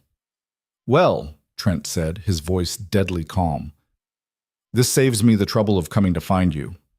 Behind him, his 2 deputies crowded into the doorway, their revolvers drawn and aimed. Clara's hand found the gun Boone had given her, tucked into her belt at the small of her back. But 3 against 2, in a confined space, with her limited shooting experience, the odds were terrible. "We know what you've been doing," Boone said. "We found the documents. We know you and Whitmore are partners." Trent smiled, and it was the most frightening thing Clara had ever seen. "Doesn't matter what you know if you're dead, and you're both about to resist arrest in a very fatal way." He raised his gun. The gunshot that rang out didn't come from Trent's weapon. It came from the hallway, loud and shocking, and one of the deputies went down with a grunt of pain. Trent spun, bringing his gun around, but a second shot rang out, and the other deputy stumbled backward. Judge Barrett stood in the hallway, a smoking revolver in his gnarled hands, and a look of grim determination on his weathered face. "Drop it, Trent," the old man said, "or the next one goes in your chest." For a moment, nobody moved. Then Trent's eyes narrowed, calculating odds, and Clara saw him reaching a decision. His finger tightened on the trigger. Boone hit him from the side, driving both of them into the wall. The gun went off, the bullet punching a hole in the ceiling, and then they were fighting in earnest. Fists and elbows and the brutal, graceless struggle of men trying to kill each other. Clara pulled her own gun, trying to get a clear shot, but they were moving too fast, locked together in a tangle of violence. One of the wounded deputies was trying to raise his weapon, and Clara made a decision she'd never thought she'd have to make. She shot him. The recoil nearly tore the gun from her hand, and her ears rang from the blast in the enclosed space. But the deputy went down and stayed down, and that was one less threat. Boone and Trent crashed into the desk, splintering it. Boone got his hands around Trent's gun arm, forcing it away, but Trent drove a knee into his ribs and Boone's grip loosened. They separated, circling, both breathing hard. "You can't win this," Trent panted. "Even if you kill me, Whitmore will send more men. He's got half the territory on his payroll." "Then I guess we'll have to take him down too," Boone said, and threw himself forward again. This time Clara saw her opening. As they grappled, she moved in close and brought her gun down hard on the back of Trent's head. He dropped like a cut string, unconscious before he hit the floor. Boone staggered back, clutching his ribs, blood running from a cut above his eye. "Nice timing. Are you hurt?" "I've been worse." He looked at Judge Barrett, who was checking the two deputies, one dead, one unconscious. "Judge, what are you doing here?" "Saving your fool hides, apparently." Barrett straightened up with a grimace. "I've been watching the saloon all evening. When I saw Trent and his men come back early, I figured you two might need help." He nudged the unconscious marshal with his boot. "Good thing I was right." Downstairs, the saloon had gone completely silent. Then Clara heard boots on the stairs. Lots of them. "Everyone in town heard those shots," Boone said. "We've got maybe 30 seconds before this room fills up with questions." "Then we better have good answers." Barrett picked up the oilcloth bundle Boone had dropped. "These the documents?" "And a telegram linking Trent to Whitmore." Clara handed it over. Barrett scanned both quickly, and something like satisfaction crossed his face. "This is good. This is very good. With these, we can bypass the territorial governor entirely, take it straight to the federal prosecutor in Denver." He looked up as the first curious faces appeared in the doorway. "Sheriff Brennan, get in here." The sheriff pushed through the crowd, his eyes going wide as he took in the scene. Unconscious marshals, broken furniture, blood on the floor. "What in the hell happened here?" "What happened," Barrett said, his voice carrying to the crowd gathered in the hallway, "is that we just uncovered a conspiracy to defraud settlers across this territory. These men," he pointed to Trent and his deputies, "aren't federal marshals. They're criminals working with Robert Whitmore to steal land and destroy anyone who stood in their way." A murmur ran through the crowd. Clara saw Mrs. Patterson's shocked face, old Luther shaking his head in disbelief. "That's a serious accusation, Judge," Brennan said carefully, "and I've got serious evidence to back it up." Barrett held up the documents and telegram. Property deeds that were reported stolen, fraudulent land claims, and direct communication between Trent and Whitmore discussing illegal activities. It's all here in black and white. Brennan moved closer, examining the papers. His expression shifted from skepticism to something harder. "If this is real, it's real. I'm taking it to the federal prosecutor myself, along with sworn testimony from everyone involved." Barrett's gaze swept the crowd. "And I think it's time this town stopped being scared of rich men with bought badges and started demanding real justice." Someone in the crowd, Clara thought it might have been Mrs. Patterson, started clapping. Others joined in, the sound building until the hallway echoed with applause. But Clara barely heard it. She was looking at Boone, at the blood still dripping from his cut and the way he held his ribs. She crossed to him, and he gave her a tired smile. "We did it," he said quietly. "Not yet. Trent's just one piece. My uncle's still out there." "Then we keep going, together." The word warmed her more than it should have, cut through the fear and exhaustion and made her feel like maybe, just maybe, they actually had a chance. Sheriff Brennan was directing people to secure the prisoners and fetch the town doctor when a new commotion started downstairs. Clara heard a voice she recognized instantly, loud and imperious and used to being obeyed. Robert Whitmore had arrived in Silver Creek. The crowd parted as he climbed the stairs, flanked by two hard-looking men who weren't trying very hard to hide the guns under their coats. Her uncle looked exactly as Clara remembered, expensively dressed, silver-haired, with the kind of face that convinced people he was trustworthy right up until he destroyed them. He saw Clara and stopped. "There you are," he said, and his voice dripped false concern. "My dear girl, I've been so worried. When I heard you'd run off, when these marshals told me you'd stolen from me," he shook his head sadly, "I wanted to believe it wasn't true. But here you are, caught breaking into a federal officer's room, assaulting lawmen. Clara, what have you done?" The performance was perfect. Clara could see it working on some of the townspeople, doubt creeping into their expressions, old habits of deference to wealth and authority reasserting themselves. But before she could respond, Judge Barrett stepped forward. "What she's done, Mr. Whitmore, is expose your criminal enterprise." He held up the documents. "These are the original property deeds you forged, the ones Clara tried to bring to the authorities before your men chased her out of Copper Ridge. And this," he held up the telegram, "is proof that you and Trent here have been working together to defraud settlers across the territory." Whitmore's expression didn't change, but Clara saw his eyes go cold and flat. "That's absurd. Marshal Trent is a federal officer investigating my niece's crimes. Whatever you think you found isn't up for debate. I'm a territorial judge, and I'm declaring these men under arrest for conspiracy to commit fraud, theft, assault, and probably half a dozen other charges once we dig deeper." Barrett's voice was iron. "And you, Mr. Whitmore, are going to be joining them just as soon as I can get a warrant issued. On what evidence? The word of a confused old man and a thief?" Whitmore gestured to Clara. "My niece is mentally unstable, has been since her parents died. I took her in out of charity, and this is how she repays me, with lies and wild accusations." "I'm not lying," Clara said, and her voice came out stronger than she felt.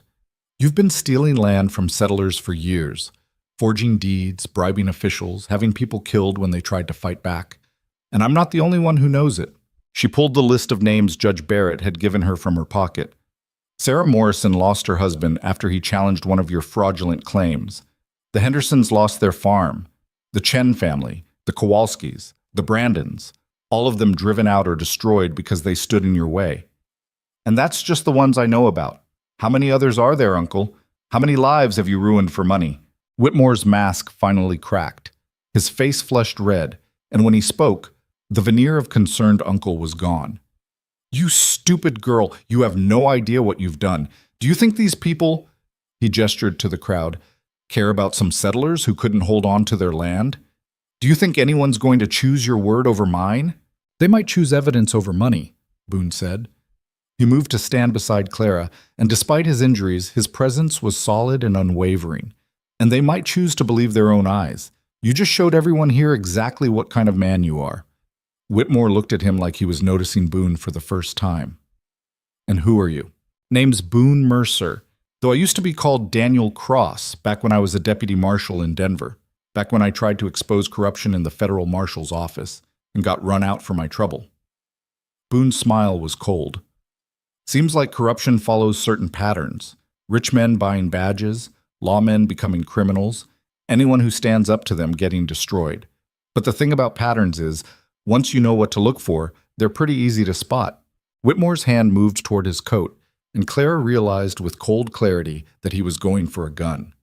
She raised her own weapon, and suddenly the hallway was full of drawn guns. Whitmore's men, Sheriff Brennan, half a dozen townspeople who'd armed themselves. "Don't," Judge Barrett said quietly. "It's over, Whitmore. You can come quiet and maybe see the inside of a courtroom, or you can try to shoot your way out and end up in the ground. Your choice." For a long moment, no one breathed. Then Whitmore slowly raised his hands. "This isn't over," he said, looking directly at Clara. "You think you've won, but all you've done is make yourself a target. I have friends in high places, lawyers who'll tie this up in courts for years, money enough to make all your evidence disappear." "Maybe," Clara said. "But at least everyone will know what you are. At least the truth will be out there for people to see." She lowered her gun. "And that's more than you gave any of the families you destroyed." Sheriff Brennan moved forward with handcuffs, and Clara watched her uncle. The man who'd taken her in after her parents died, who'd given her a home and then tried to have her killed for knowing too much. Get arrested in front of half of Silver Creek. She should have felt triumphant, victorious, something. Instead, she just felt tired. Boone's hand found hers squeezed gently. "You okay?" "Ask me tomorrow," she said. The rest of the night blurred together. Statements given, evidence cataloged, prisoners secured. Judge Barrett took charge of everything, his authority cutting through confusion and fear like a knife. By the time the eastern sky started showing gray, most of the town had drifted home, though the saloons stayed lit and voices still murmured behind closed doors. Clara and Boone ended up back at the forge as dawn broke, both too exhausted to do more than collapse. The doctor had bandaged Boone's ribs and stitched the cut on his head, pronouncing him lucky and telling him to rest. Claire's hands wouldn't stop shaking, the aftermath of adrenaline and terror finally catching up with her. "I killed a man tonight," she said quietly. "I shot him, and he died, and I don't even know his name." Boone sat beside her, his movements careful around his wrapped ribs. "His name was Carson. He was one of Trent's deputies, and he would have killed you without hesitation if you hadn't shot first." He paused. "That doesn't make it easy, but it makes it necessary." "Does it get easier? The killing?" "No. And if it ever does, that's when you know you've lost something important." He looked at her, his eyes serious. "But you're not a killer, Clara. You're someone who did what she had to do to survive. There's a difference." Clara wanted to believe that, wanted to think she could carry this weight without it changing who she was.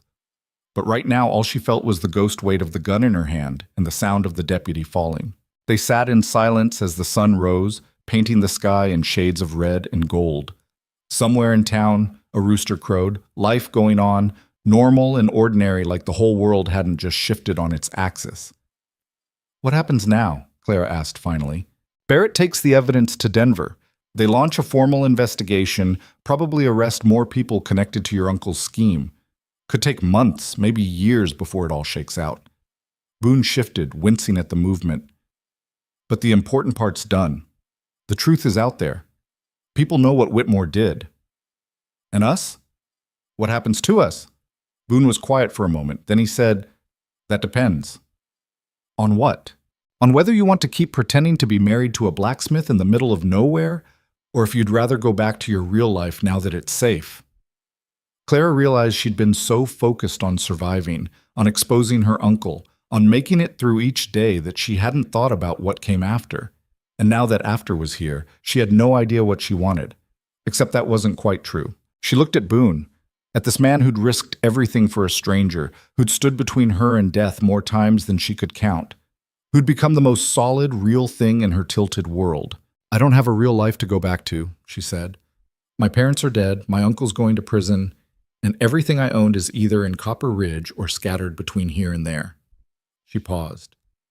"But I do have this forge, and a blacksmith who claimed me as his wife in front of the whole town, and a lie that maybe doesn't have to be a lie anymore." Boone's expression shifted, something cautious and hopeful crossing his face. "Clara, I'm not saying we get married tomorrow. I'm not even saying we get married at all, if that's not what you want. But I'm saying I'd like to stay, here, with you, and see where this goes when we're not running for our lives." She managed a small smile. "If that's something you'd want too." "Want? I've wanted—" Boone stopped, seemed to struggle with the words. "I've been alone for 10 years, hiding, pretending to be someone I'm not, keeping everyone at a distance because that was safer. And then you crashed into my life and turned everything upside down. And for the first time since I ran from Denver, I felt like maybe I could be Daniel Cross again. Maybe I could be myself with someone who knew the truth and didn't run away from it." He took her hand, and the simple contact sent warmth through Clara's chest. "So yes," he continued, "I'd like you to stay. I'd like to see where this goes. And maybe somewhere down the line, we could make that marriage real. If you still want to." "I think I might," Clara said softly. "But ask me again when we're not covered in blood and exhausted beyond thinking straight." Boone laughed, then winced and pressed a hand to his ribs. "Deal. But fair warning, I'm a terrible cook, I snore like a sawmill, and I have a habit of waking up at ungodly hours to start working." And I read too much. I'm stubborn, and I apparently have a talent for getting into life-threatening situations. Clara leaned against his shoulder, careful of his injuries. I think we'll manage. They sat like that as the town woke up around them. Two people who'd survived the impossible and found something unexpected in the wreckage. The future was uncertain, trials to face, questions to answer, a whole town full of gossip and speculation to navigate. But for now, in the quiet morning light of the forge, Clara felt something she hadn't felt in months. Safe. And maybe, just maybe, home. The sun was fully up by the time Clara finally drifted into something resembling sleep, still sitting in the chair with her head resting against Boone's shoulder. She woke 2 hours later to the sound of voices outside the forge, not threatening, but definitely insistent. Boone was already awake, his eyes red-rimmed but alert. "Town council," he said quietly. "Been out there about 10 minutes. I think they want answers." Clara straightened, wincing at the stiffness in her neck and back. Through the window, she could see Sheriff Brennan, Mrs. Patterson, the saloon owner, Marcus Webb, and 3 other prominent citizens standing in an awkward cluster near the door. "Should we let them in?" she asked. "Don't think we have much choice. They're not going away, and we can't hide forever." Boone stood carefully, testing his ribs. "Besides, if we're really staying here, we need to face this town eventually." He opened the door before Clara could second-guess the decision. The group filed in, their expressions ranging from curious to concerned to outright suspicious. Mrs. Patterson immediately started fussing over Boone's bandaged head, but Sheriff Brennan cut her off with a raised hand. "We need to talk," Brennan said, his tone leaving no room for argument. "Whole town's buzzing about what happened last night. Federal marshals arrested, Robert Whitmore in custody, shootings in the saloon." He looked between Clara and Boone. "And at the center of it all, the two of you and a marriage nobody can verify." "What exactly are you asking, Sheriff?" Boone's voice was even, but Clara heard the edge underneath. "I'm asking if you've been playing us for fools. If this whole marriage story was a con to protect a fugitive." Brennan crossed his arms. "Because if it was, we need to know now before the territorial authorities show up asking questions." Clara felt her stomach drop. They'd survived Trent and her uncle, but they hadn't thought about what came after. The scrutiny, the questions, the fact that their lie was still very much a lie, no matter how much evidence they'd gathered against Whitmore. But before she could speak, Mrs. Patterson surprised her. "Does it matter?" the older woman asked, looking at Brennan. "Whether they're married or not, whether they lied or not. Does any of that change what they did? They exposed a criminal who's been stealing from honest people for years. They stood up to corrupt lawmen when nobody else would.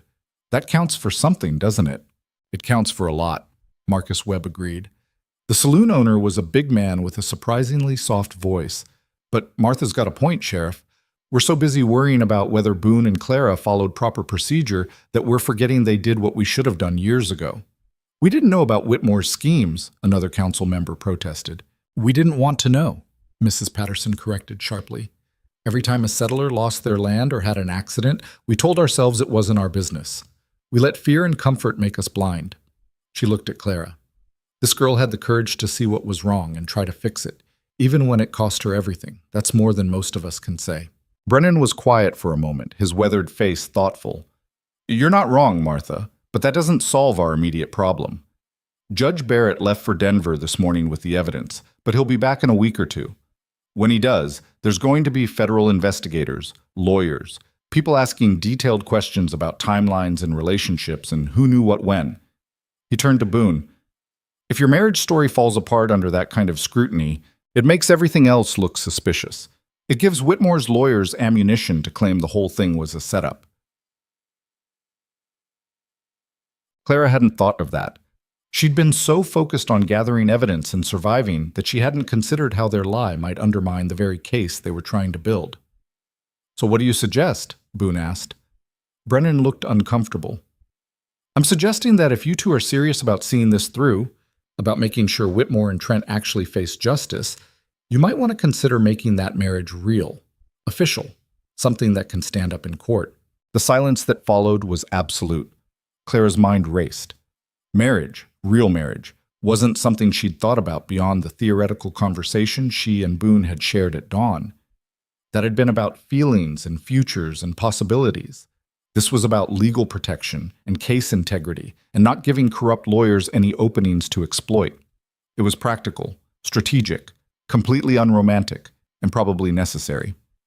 "Give us a minute," Boone said. The council members filed back outside, and Clara heard Mrs. Patterson telling them to wait by the general store, give the young people some privacy. The door closed, leaving Clara and Boone alone in the forge once again. "You don't have to do this," Boone said immediately. "We can find another way to protect the case. I'm not going to pressure you into a marriage just because it's convenient." "Is that what you think this would be? Convenient? I don't know what else to call it. We've known each other less than a week, Clara. We've been through hell together, yeah, but that's not the same as actually knowing someone. Not the same as building a life with them." He ran a hand through his hair, frustrated. "You deserve better than a marriage of legal necessity to a blacksmith with a fake name and a criminal past." Clara moved closer to him, close enough to see the exhaustion and doubt and something deeper in his eyes. "You want to know what I think I deserve? I think I deserve someone who sees me in trouble and doesn't look away. Someone who's willing to risk everything for a stranger because it's the right thing to do. Someone who understands what it's like to stand up to power and pay the price for it." She put her hand on his chest, felt his heart beating steady and strong underneath. "I think I deserve someone exactly like you, Daniel Cross. And I think maybe you deserve someone who sees past the blacksmith act to the man underneath." "Cowboy! Owl!" "This isn't a fairy tale, Clara. Marriage is hard work, even when you start with love and common ground. We'd be starting with trauma and convenience and a legal necessity. We'd also be starting with honesty, with knowing exactly who the other person is and choosing them anyway." Clara paused. "And maybe that's not the worst foundation to build on." Boone was quiet, and she could see him wrestling with it. The practicality versus the impossibility, the logic versus the fear. "If we do this," he said finally, "we do it right. Real vows, real commitment, not just a piece of paper to show investigators. I won't trap you in a marriage that's only a strategy. And if we do this," Clara countered, "you stop calling yourself a fake name and a criminal past. You're Daniel Cross, former deputy marshal who tried to do the right thing and got punished for it. That's not something to be ashamed of. That's something to be proud of." A small smile tugged at the corner of his mouth. "You're stubborn, you know that." "So I've been told. Is that a yes?" "That's a let me think about it for 5 minutes without a town council breathing down my neck." But the smile widened slightly. "Though I should probably warn you, if we do this, you're stuck with early mornings and a forge that's always either too hot or too cold, and a husband who's going to spend the rest of his life making up for the fact that he proposed to you out of legal necessity." "I'll manage," Clara said, echoing the words she'd used the night before. "And for the record, I think you're wrong about the fairy tale thing. I think the best stories are the ones where people find each other in the middle of the mess and decide to build something better together." Boone pulled her close, carefully, mindful of his injured ribs, and rested his forehead against hers. "You're going to be trouble, aren't you?" "Absolutely." "Good. I could use some trouble." They stayed like that for a long moment. Two damaged people holding on to each other in the wreckage of their old lives and the uncertain promise of a new one. Then Boone pulled back and called to the people waiting outside. The council members trooped back in, their faces expectant. "We'll do it," Boone said. "Official marriage, legal and proper. But we do it our way, in our time, without anyone else telling us how it should look." Brennan nodded, looking relieved. "Fair enough. I'll talk to Judge Barrett when he gets back, make sure everything's filed correctly. In the meantime," he pulled a piece of paper from his pocket. "This is a letter I'm writing to the federal prosecutor's office in Denver, confirming that you two have been living as man and wife in Silver Creek for the past several weeks, and that the town council recognizes your marriage as legitimate. It's not official, but it might help smooth things over until the legal paperwork catches up." "You'd lie for us?" Clara asked, surprised. "I'd tell a version of the truth that protects people who did the right thing," Brennan corrected. "There's a difference." He handed Boone the letter. "Besides, way I see it, you've been more married in the past week than some couples are in 20 years. You fought together, protected each other, made decisions as a unit. The ceremony's just making official what's already true." Mrs. Patterson was nodding enthusiastically. "And I'll make sure everyone in town knows to back up your story.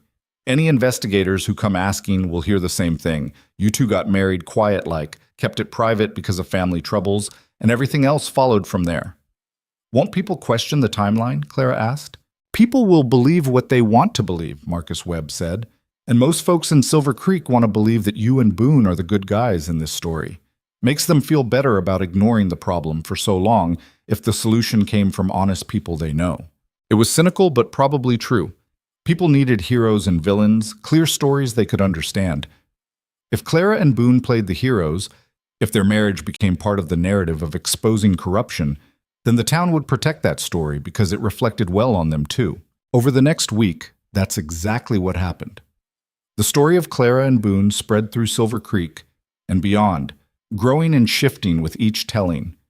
In some versions, they were star-crossed lovers torn apart by Clara's cruel uncle. In others, Boone was a mysterious stranger with a hidden past who'd saved Clara from certain death. The truth got mixed up with fiction until even Clara wasn't sure which parts were real and which were embellishment. But through it all, one thing remained constant. People believed them. Mrs. Patterson spread the word through her network of gossips and letter writers. Sheriff Brennan backed up their story to anyone official who asked. Even people who'd been suspicious at first found themselves convinced by the sheer weight of collective agreement.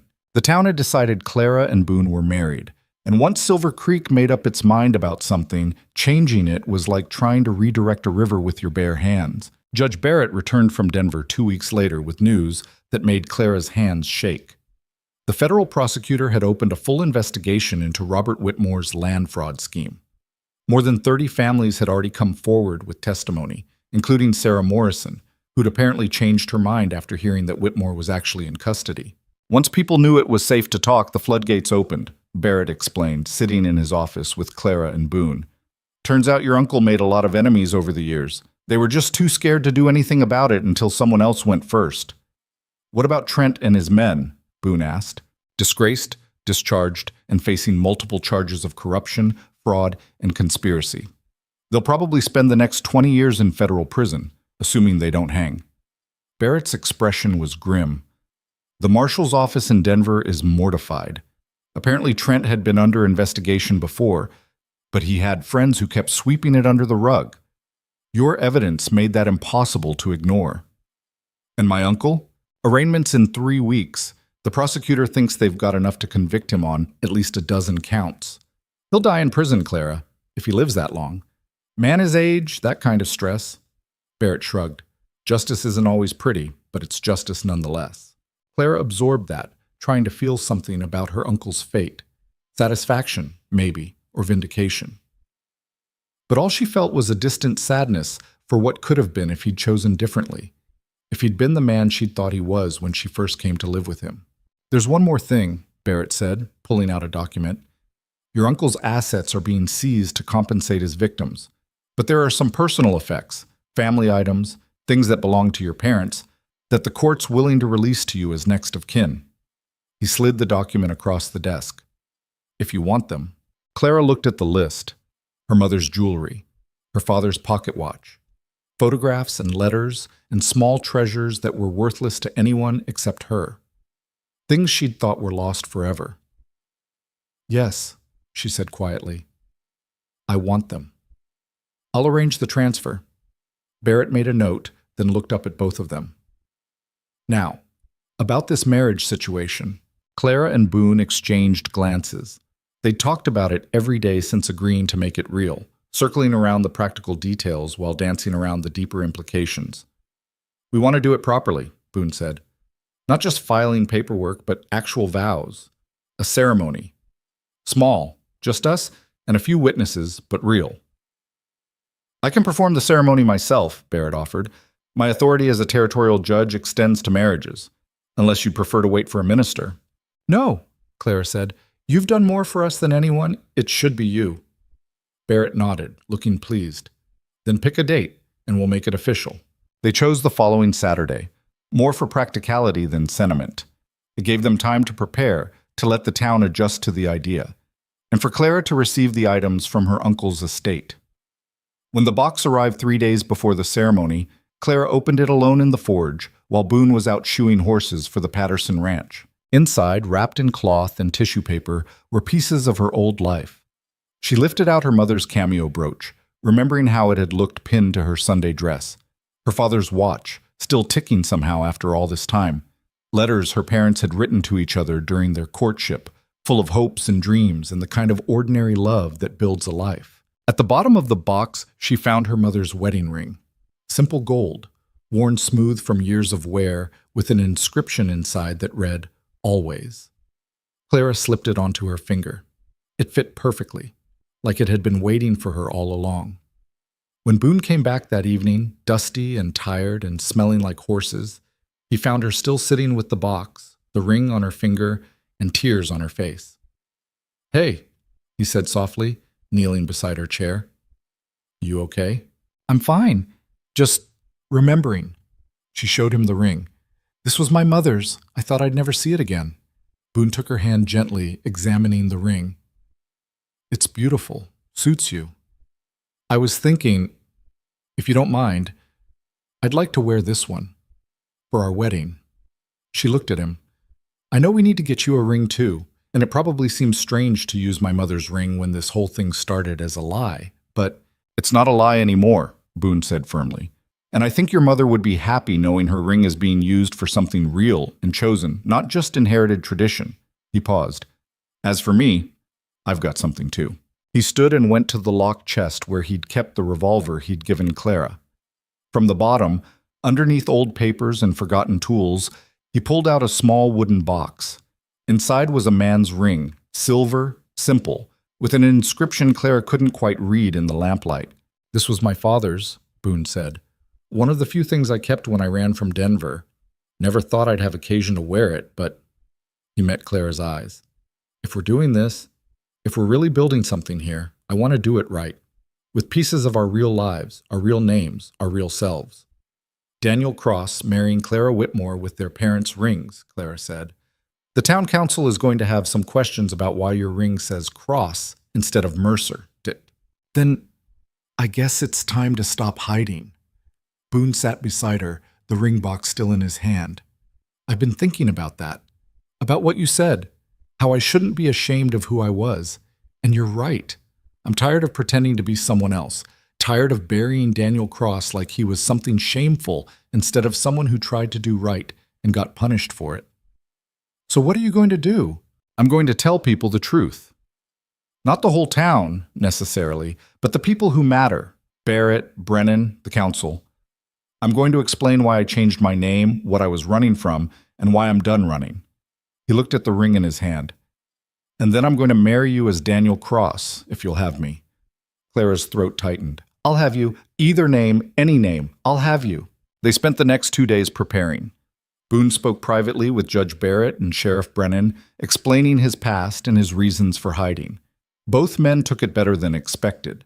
Barrett because he'd suspected something like it all along. Brennan because he'd seen enough of life to know that good people sometimes ran afoul of bad systems. You're not the only man in the territory with a past he'd rather forget," Brennan said, after Boone finished his explanation. "Long as you're not wanted for murder or worse, and long as you're planning to stay on the right side of the law going forward, I don't see how it's anyone's business what you used to be called." "The name change might complicate things legally," Barrett warned. "Marriage license, property records, that sort of thing. We'll need to file an amendment explaining the discrepancy." "I'm prepared for that," Boone said. "No more hiding, no more half-truths, just the facts, documented and official." "Then we'll make it work." Barrett clapped him on the shoulder. "Takes courage to stop running, son. I'm proud of you." The words hit Boone harder than he expected. He'd spent 10 years believing he was a coward for running, for choosing survival over standing his ground. Hearing someone like Barrett, someone he respected, call it courage, rewired something in his understanding of his own past. Maybe running hadn't been cowardly. Maybe it had been smart, strategic, the choice that let him survive long enough to fight another day. Maybe he'd been braver than he'd given himself credit for all along. Saturday arrived with clear skies and unseasonably warm weather. Clara woke early, nervous energy making sleep impossible. She dressed in the nicest of her new dresses, dark blue cotton with simple trim, nothing fancy but clean and well-fitted. She pinned her mother's cameo at her throat and slipped the wedding ring onto her finger, marveling at how something so small could carry so much weight. Boone had spent the night at the boarding house at Mrs. Patterson's insistence. Something about it being bad luck to see the bride before the ceremony, never mind that they'd been living together for weeks. When he arrived at Judge Barrett's office at noon, Clara barely recognized him. He'd trimmed his beard, tamed his hair, and wore a suit that must have been borrowed because it actually fit properly.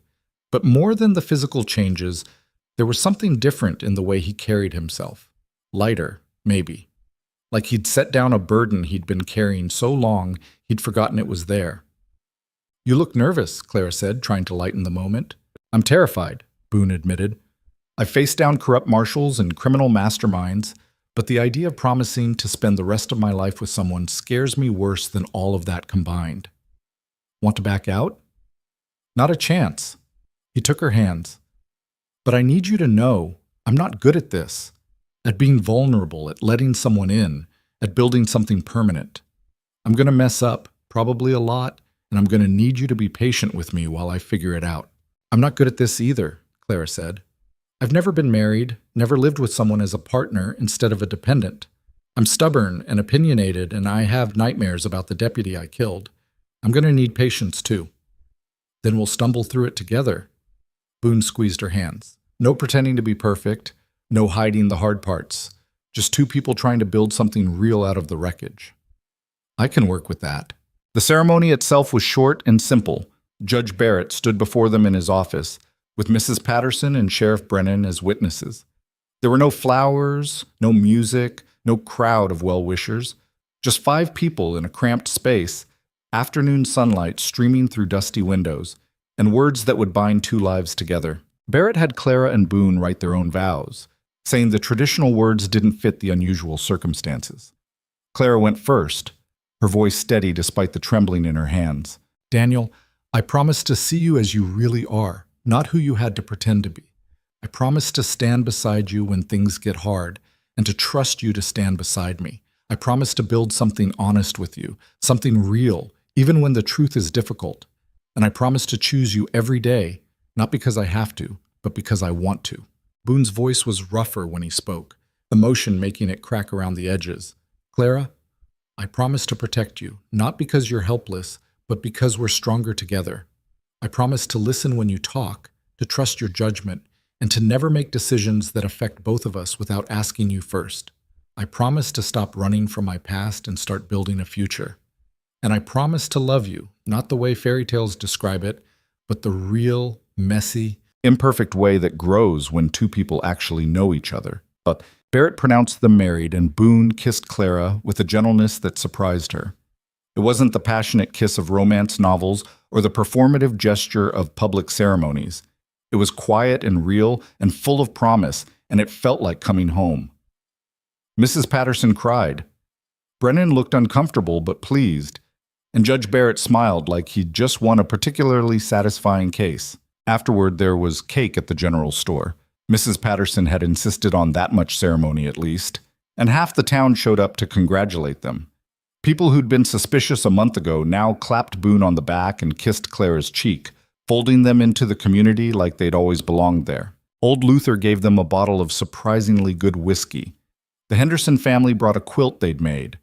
Even Marcus Webb contributed a free dinner at the saloon, though Clara suspected she'd never be entirely comfortable eating in the room where she'd shot a man.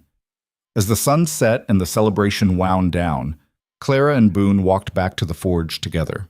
Husband and wife now, legally and actually, with rings on their fingers and promises between them. Inside, Boone had made changes while she'd been getting ready. He'd expanded the sleeping area, adding a proper curtain for privacy and a larger bed he must have bought from someone in town.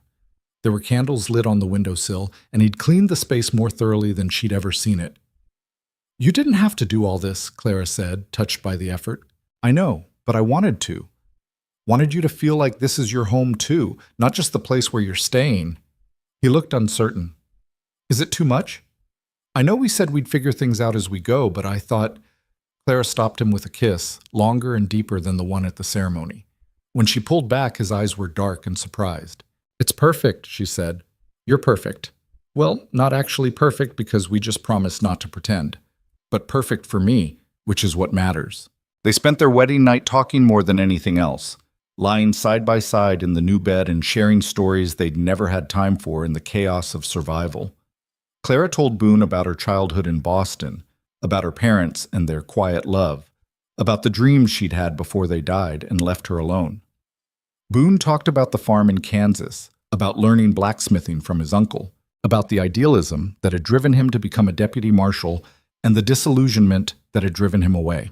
They talked until the candles burned down and exhaustion finally pulled them under, falling asleep tangled together in a way that felt both new and familiar. The weeks that followed settled into a rhythm.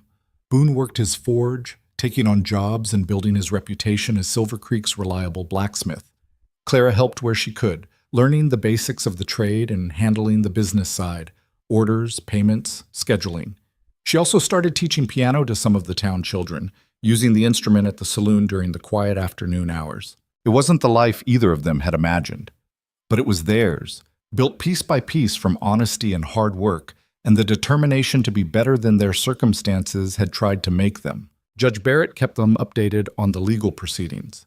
Robert Whitmore's trial was scheduled for early spring, with Clara listed as a key witness. Marshal Trent and his men had already been convicted and sentenced, 25 years each in federal prison. More than 40 families had now come forward with claims against Whitmore's fraudulent land scheme, and the territorial government had launched a full audit of property records across 3 counties. "You started something bigger than you know," Barrett told Clara during one of their meetings. "All those families who were too scared to speak up before, they're finding their voices now. They're demanding accountability, proper documentation, fair treatment. You gave them permission to stop being victims and start being citizens again." Clara wasn't sure she deserved that much credit, but she understood what he meant. Sometimes all it took was one person standing up, one voice saying, "This is wrong," for others to find the courage to do the same. The real test came in March when Clara had to travel to Denver for her uncle's trial. Boone wanted to come with her, but they agreed he'd be more useful staying in Silver Creek, maintaining their life there and making sure the forge didn't fall apart in her absence. "I'll be fine," Clara promised as she prepared to leave. "I survived running from him the first time. I can survive testifying against him." "That's not what I'm worried about," Boone said. "I'm worried about what it'll do to you, facing him again. Hearing his lawyers tear apart your character and your motives, that kind of thing leaves scars." "I already have scars. What's a few more?" Clara kissed him quickly. "Besides, someone wise once told me that standing up to corruption is worth the cost. I'm just trying to live up to that example." The trial lasted 3 days. Clara testified on the second day, spending 4 hours on the stand while Robert Whitmore's expensive lawyers tried to paint her as an unstable, vindictive niece, making up stories to punish her generous uncle for imagined slights. They brought up her parents' deaths, suggested grief had made her irrational. They questioned her sudden marriage to a stranger, implied she'd been manipulated or was doing the manipulating herself. But Clara had spent months living with fear and running from danger. She'd killed a man to survive and married another to build something real. Hostile lawyers didn't frighten her anymore. She answered every question clearly and calmly, never rising to the bait, never letting them see her anger or pain. And when the prosecutor asked her to explain in her own words why she'd risked everything to expose her uncle's crimes, she looked directly at Robert Whitmore and told the truth. Because he was destroying families and calling it business. Because he was stealing from people who had nothing and acting like it was his right. Because someone had to stand up and say it was wrong and nobody else was doing it. She paused. And because I'd rather lose everything fighting for what's right than keep everything by staying silent about what's wrong. The jury deliberated for 2 hours before returning a guilty verdict on all counts. Robert Whitmore was sentenced to 30 years in federal prison with his assets to be liquidated and distributed to his victims. Clara watched him being led away in chains, and she felt nothing. Not satisfaction, not grief, not vindication. Just a quiet sense of completion, like closing a book she'd been reading for too long. She returned to Silver Creek 3 days later, and Boone met her at the edge of town with 2 horses. "Thought you might want to ride the last bit together," he said. "Give you time to decompress before everyone starts asking questions." They rode slowly, and Clara told him about the trial, about the testimony and the verdict, and how empty she'd felt watching her uncle get sentenced. Boone listened without judgment, and when she finished, he just said, "You did good. It's okay to feel however you feel about it." As they approached the forge, Clara saw something unexpected. Someone had planted flowers in boxes outside the windows, early spring blooms cheerful and bright against the weathered wood.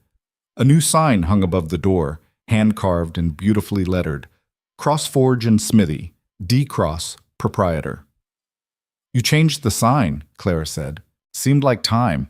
No more hiding, remember?" Boone dismounted and helped her down. Mrs. Patterson did the flowers, said, "Every home needs something growing and alive to remind people that hard work pays off in beauty as well as function." I think she was trying to be poetic. Clara laughed, the sound surprising her with its genuine lightness. "I think she succeeded." They stood together looking at the forge, their forge now, their home, and Clara felt something settle deep in her chest. This was where she belonged, not because she had nowhere else to go, but because she'd chosen it. Chosen this place, this man, this life, built from honesty and hard work. Over the following months, life continued its steady rhythm. Sarah Morrison reached out through Judge Barrett, asking if she could visit. She came in late spring with her children, and she and Clara spent an afternoon talking about loss and survival and the strange paths that led people to unexpected places. When Sarah left, she hugged Clara tightly and whispered, "Thank you for being braver than I was." "I wasn't braver," Clara said. "I was just more desperate, and I had help." "You didn't. Still. You gave my husband's death meaning, made it count for something." Sarah wiped her eyes. "That's worth more than you know." Other families came too, wanting to meet the woman who'd exposed Robert Whitmore and started the chain of events that had given them justice. Some brought gifts, quilts, preserves, hand-carved trinkets. Others just wanted to say thank you, to shake hands with Clara and Boone and tell them they'd restored faith that good people could still win sometimes. It was overwhelming and humbling and occasionally exhausting, but it was also proof that what they'd done mattered, that the risk and fear and pain had created something larger than themselves. In June, Judge Barrett arrived at the forge with unusual news. "The territorial governor wants to meet you both. He's making a tour of the region, talking to people about land reform and anti-corruption measures. And he specifically requested to speak with the couple who broke open the Whitmore case." Clara and Boone exchanged glances. "That sounds official and terrifying," Boone said. "It's both, but it's also an opportunity." Barrett leaned forward. "The governor is proposing new oversight for land claims, independent audits of property records, stronger protections for settlers. He wants your input on what would actually help prevent someone like Whitmore from doing this again." "We're not policy experts," Clara protested. "No, but you lived through what happens when policy fails. That's more valuable than expertise." Barrett stood. "He'll be in Silver Creek next week. Think about what you want to say." The meeting with the governor was surprisingly informal. He was younger than Clara expected, maybe 40, with the kind of sharp eyes that suggested he didn't miss much. He asked probing questions about how Whitmore's scheme had worked, what warning signs they'd seen, what had made it hard to fight back. Clara found herself talking about fear, how it paralyzed people, made them complicit in their own victimization. Boone discussed the corruption he'd seen in Denver, how it spread when good people stayed silent and bad people protected each other. "What you're describing is a cultural problem as much as a legal one," the governor said. "We can write all the laws we want, but if people don't feel safe reporting corruption or standing up to power, those laws won't matter." "Then make it safer," Clara said. "Create protections for whistleblowers. Make sure people who report corruption can't be fired or evicted or run out of town. Give them legal support so they're not facing powerful criminals alone. And prosecute the corrupt officials harder than the people they're abusing," Boone added. "Make it clear that betraying public trust is worse than breaking minor laws, not better." The governor took notes, asked more questions, and by the end of the meeting, Clara felt like maybe, just maybe, something good would actually come from the legislative process. It wouldn't be fast and it wouldn't be perfect, but it would be movement in the right direction.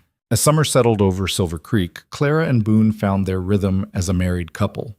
It wasn't always smooth. They argued about money and schedules and whose turn it was to deal with difficult customers. Clara's nightmares about the shooting didn't go away, and Boone still woke sometimes in a panic, convinced someone had found him and was coming to finish what his old enemies started. But they learned to navigate the rough patches, to give each other space when needed and support when asked for. They learned that marriage wasn't about being perfect together, but about being honest enough to work through the imperfections. In September, Clara discovered she was pregnant. The news terrified them both. They'd barely figured out how to be married. Becoming parents felt like an impossibility. But as the initial shock wore off, something else emerged. Hope, maybe, or the simple recognition that life moved forward whether you felt ready or not. "Our kid's going to have the strangest origin story," Boone said one night, his hand resting on Clara's still flat stomach. Parents who met while running from the law, got married to maintain a cover story, and ended up actually falling in love. "Good thing we believe in honesty," Clara said, "because that's going to be a weird conversation when they're old enough to ask questions.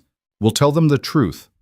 That sometimes the right thing looks like the wrong thing, and sometimes the messy path is the only one that leads somewhere worth going."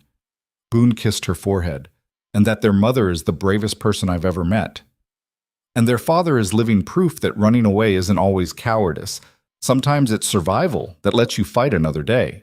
The baby, a girl they named Catherine after Clara's mother, was born the following April. She arrived screaming and red-faced and absolutely perfect in her imperfection, and Clara understood in that moment why people talked about love changing everything. Holding her daughter, looking at Boone's awestruck face as he cradled the tiny bundle, Clara thought about how far they'd traveled from that desperate day when she'd crashed into his forge. They'd both been running then, her from her uncle's hired guns, him from a past he couldn't escape. They'd been alone and scared and convinced the world was divided into people with power and people getting crushed by it. But somewhere in the chaos and fear, they'd found each other. And they'd discovered that the world wasn't quite that simple, that sometimes the powerless could become powerful by refusing to stay silent, that sometimes one person standing up gave others permission to do the same. They'd learned that courage wasn't about being fearless. It was about being afraid and acting anyway, about choosing truth when lies were easier and safety when silence was safer. They'd learned that family wasn't always blood, that home wasn't always where you started, and that the best foundations were built from honesty rather than perfection. And they'd learned that sometimes the lies you tell to survive can become the truths you build a life on, not because the lies were good, but because the people telling them chose to make them real. Years later, when Catherine was old enough to ask questions, Clara and Boone told her the whole story.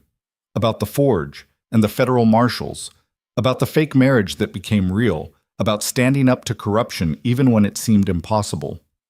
"So you lied," Catherine said, her child's logic cutting straight to the heart of it. "We did," Clara admitted. "We lied to survive, and then we had to live with that lie and figure out how to make it true." "Was that wrong?" Clara and Boone looked at each other, the kind of wordless communication that came from years of partnership. "It was complicated," Boone finally said. "The lie was wrong, but the reasons behind it were right. Sometimes you have to do imperfect things in imperfect situations, and then you have to work hard to make them better. The important part," Clara added, "is that we didn't let the lie stand. We made it real. We built something honest from dishonest beginnings, and we never stopped trying to do better." Catherine thought about that with the seriousness of a child who'd inherited her parents' tendency towards stubborn integrity. "I think I understand," she said. "You made a mistake, but then you fixed it by choosing to be truthful after." "Exactly," Clara said, and thought about all the choices that had led them here, the good ones and bad ones, the brave ones and desperate ones, the moments of clarity and the moments of confusion. Life wasn't a fairy tale with neat endings and perfect resolutions. It was messy and complicated and full of situations where the right choice wasn't clear until long after you'd made it. But that was okay.